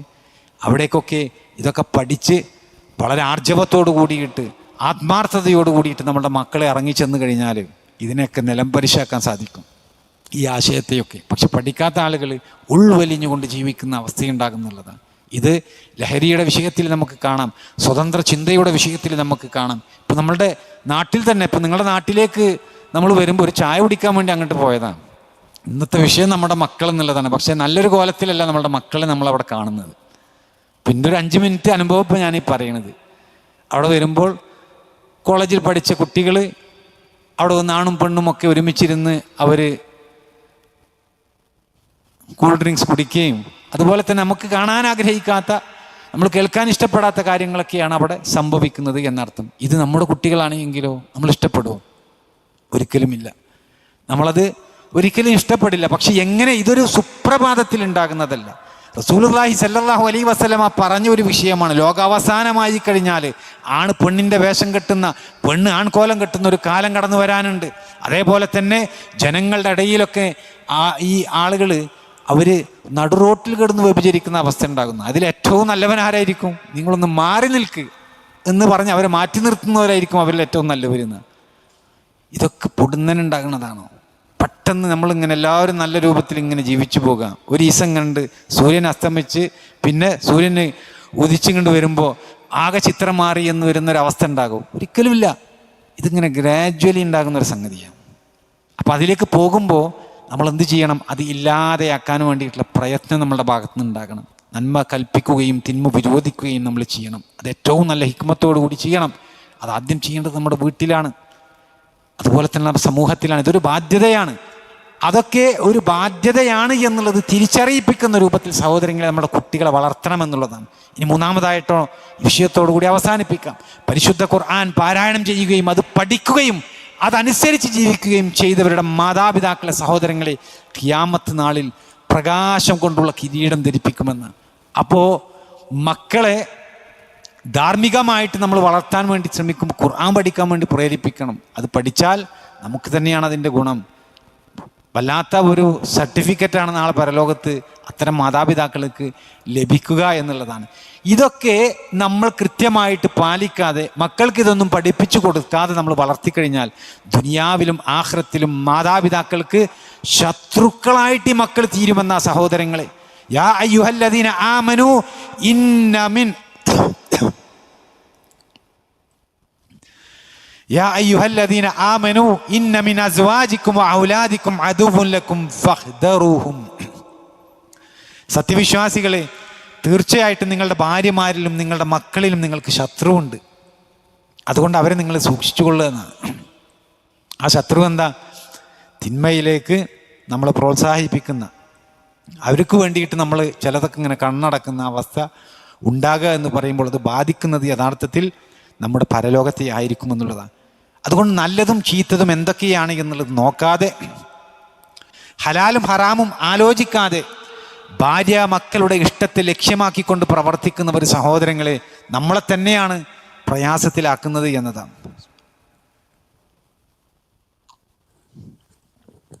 നമ്മളെ തന്നെയാണ് നമ്മൾ പ്രയാസത്തിലാക്കുന്നത് എന്ന് നമ്മൾ മനസ്സിലാക്കേണ്ടതുണ്ട്. വേണ്ടതിനും അതുപോലെ തന്നെ വേണ്ടാത്ത കാര്യങ്ങളിലൊക്കെ ഭാര്യയെയും മക്കളെയും ഒക്കെ ശാസിക്കുന്ന പുരുഷന്മാരുണ്ട്. അതും യഥാർത്ഥത്തിൽ ഈ വചനത്തിൻ്റെ താല്പര്യത്തിൽപ്പെട്ടതാണ് എന്ന് പണ്ഡിതന്മാർ വിശദീകരിക്കുക. അതിൻ്റെ ബാഹ്യമായിട്ടുള്ള അർത്ഥം മാത്രമല്ല പണ്ഡിതന്മാർ അതിൽ പറയുന്നത്. എങ്ങനെയൊക്കെ നമ്മുടെ പരലോകത്തെ നാളെ ബാധിക്കുമെന്നുള്ള വിഷയമാണ് ഈ പറയുന്നത്. നന്മയും തിന്മയും കൽപ്പിക്കാതെ ഒരു കുടുംബമുണ്ടോ? നമ്മളെ ബാധിക്കും. നമ്മളെ മക്കൾ അപ്പോൾ അവിടെ പരീക്ഷണമായി. നമ്മുടെ ഭാര്യയും മക്കളുമൊക്കെ നമ്മളെ സംബന്ധിച്ചിടത്തോളം നമ്മുടെ ശത്രുക്കളായിട്ട് നാളെ പരലോകത്ത് വരുന്ന. എന്താ കാരണം? അവർക്ക് നന്മയും തിന്മയും അവർക്ക് പറഞ്ഞു കൊടുക്കാനുള്ള അവസരങ്ങൾ നമ്മൾ വീട്ടിലുണ്ടാക്കിയിട്ടില്ല എന്നുള്ളതാണ്. ഹലാലും ഹറാമും എന്തൊക്കെയാണ് എന്നുള്ളത് കൃത്യമായിട്ട് അവരെ പഠിപ്പിക്കാൻ നമുക്ക് കഴിഞ്ഞിട്ടില്ല എന്നുള്ളതാണ്. അതേപോലെ തന്നെ പണ്ഡിതന്മാർ പറഞ്ഞൊരു വിഷയം, വേണ്ടതിനും വേണ്ടാത്തതിനും ഒക്കെ ഭാര്യയെയും മക്കളെയും ഒക്കെ ശാസിക്കുന്ന, ചീത്ത പറയുന്ന ആളുകളുണ്ട്. അതും നാളെ പരലോകത്ത് നമുക്ക് വിനയായിട്ട് കടന്നു വരുമെന്നുള്ളതാണ്. ഷേഖ് സാലിഹ് അൽ ഫൗസാൻ ഹഫിദുള്ള അദ്ദേഹം പറയാണ്, മക്കൾക്ക് ദുഷിച്ചതായിട്ടുള്ള പരിചരണം നൽകുന്ന രക്ഷിതാവിന് അവരുടെ കുറ്റങ്ങൾ ലഭിച്ചുകൊണ്ടിരിക്കുന്ന ചീത്ത കാര്യങ്ങളാണ് പ്രോത്സാഹിപ്പിച്ചിട്ട് മക്കളെ വളർത്തുന്നതെങ്കിൽ ആ പാപഭാരം നമ്മൾ വഹിക്കേണ്ടി വരും. വഴികേടിലും മതവ്യതിയാനത്തിലും അതുപോലെ തന്നെ പാപങ്ങളിലും അധർമ്മത്തിലും ധിക്കാരത്തിലുമൊക്കെ ആയിട്ട് മക്കൾ ജീവിക്കുന്ന കാലത്തോളം രക്ഷിതാവിനും എന്തുണ്ട്? അതിൽ പങ്കുണ്ടാകും. നമ്മളതിൽ അവരെ വിലക്കിയിട്ടില്ല എങ്കിൽ.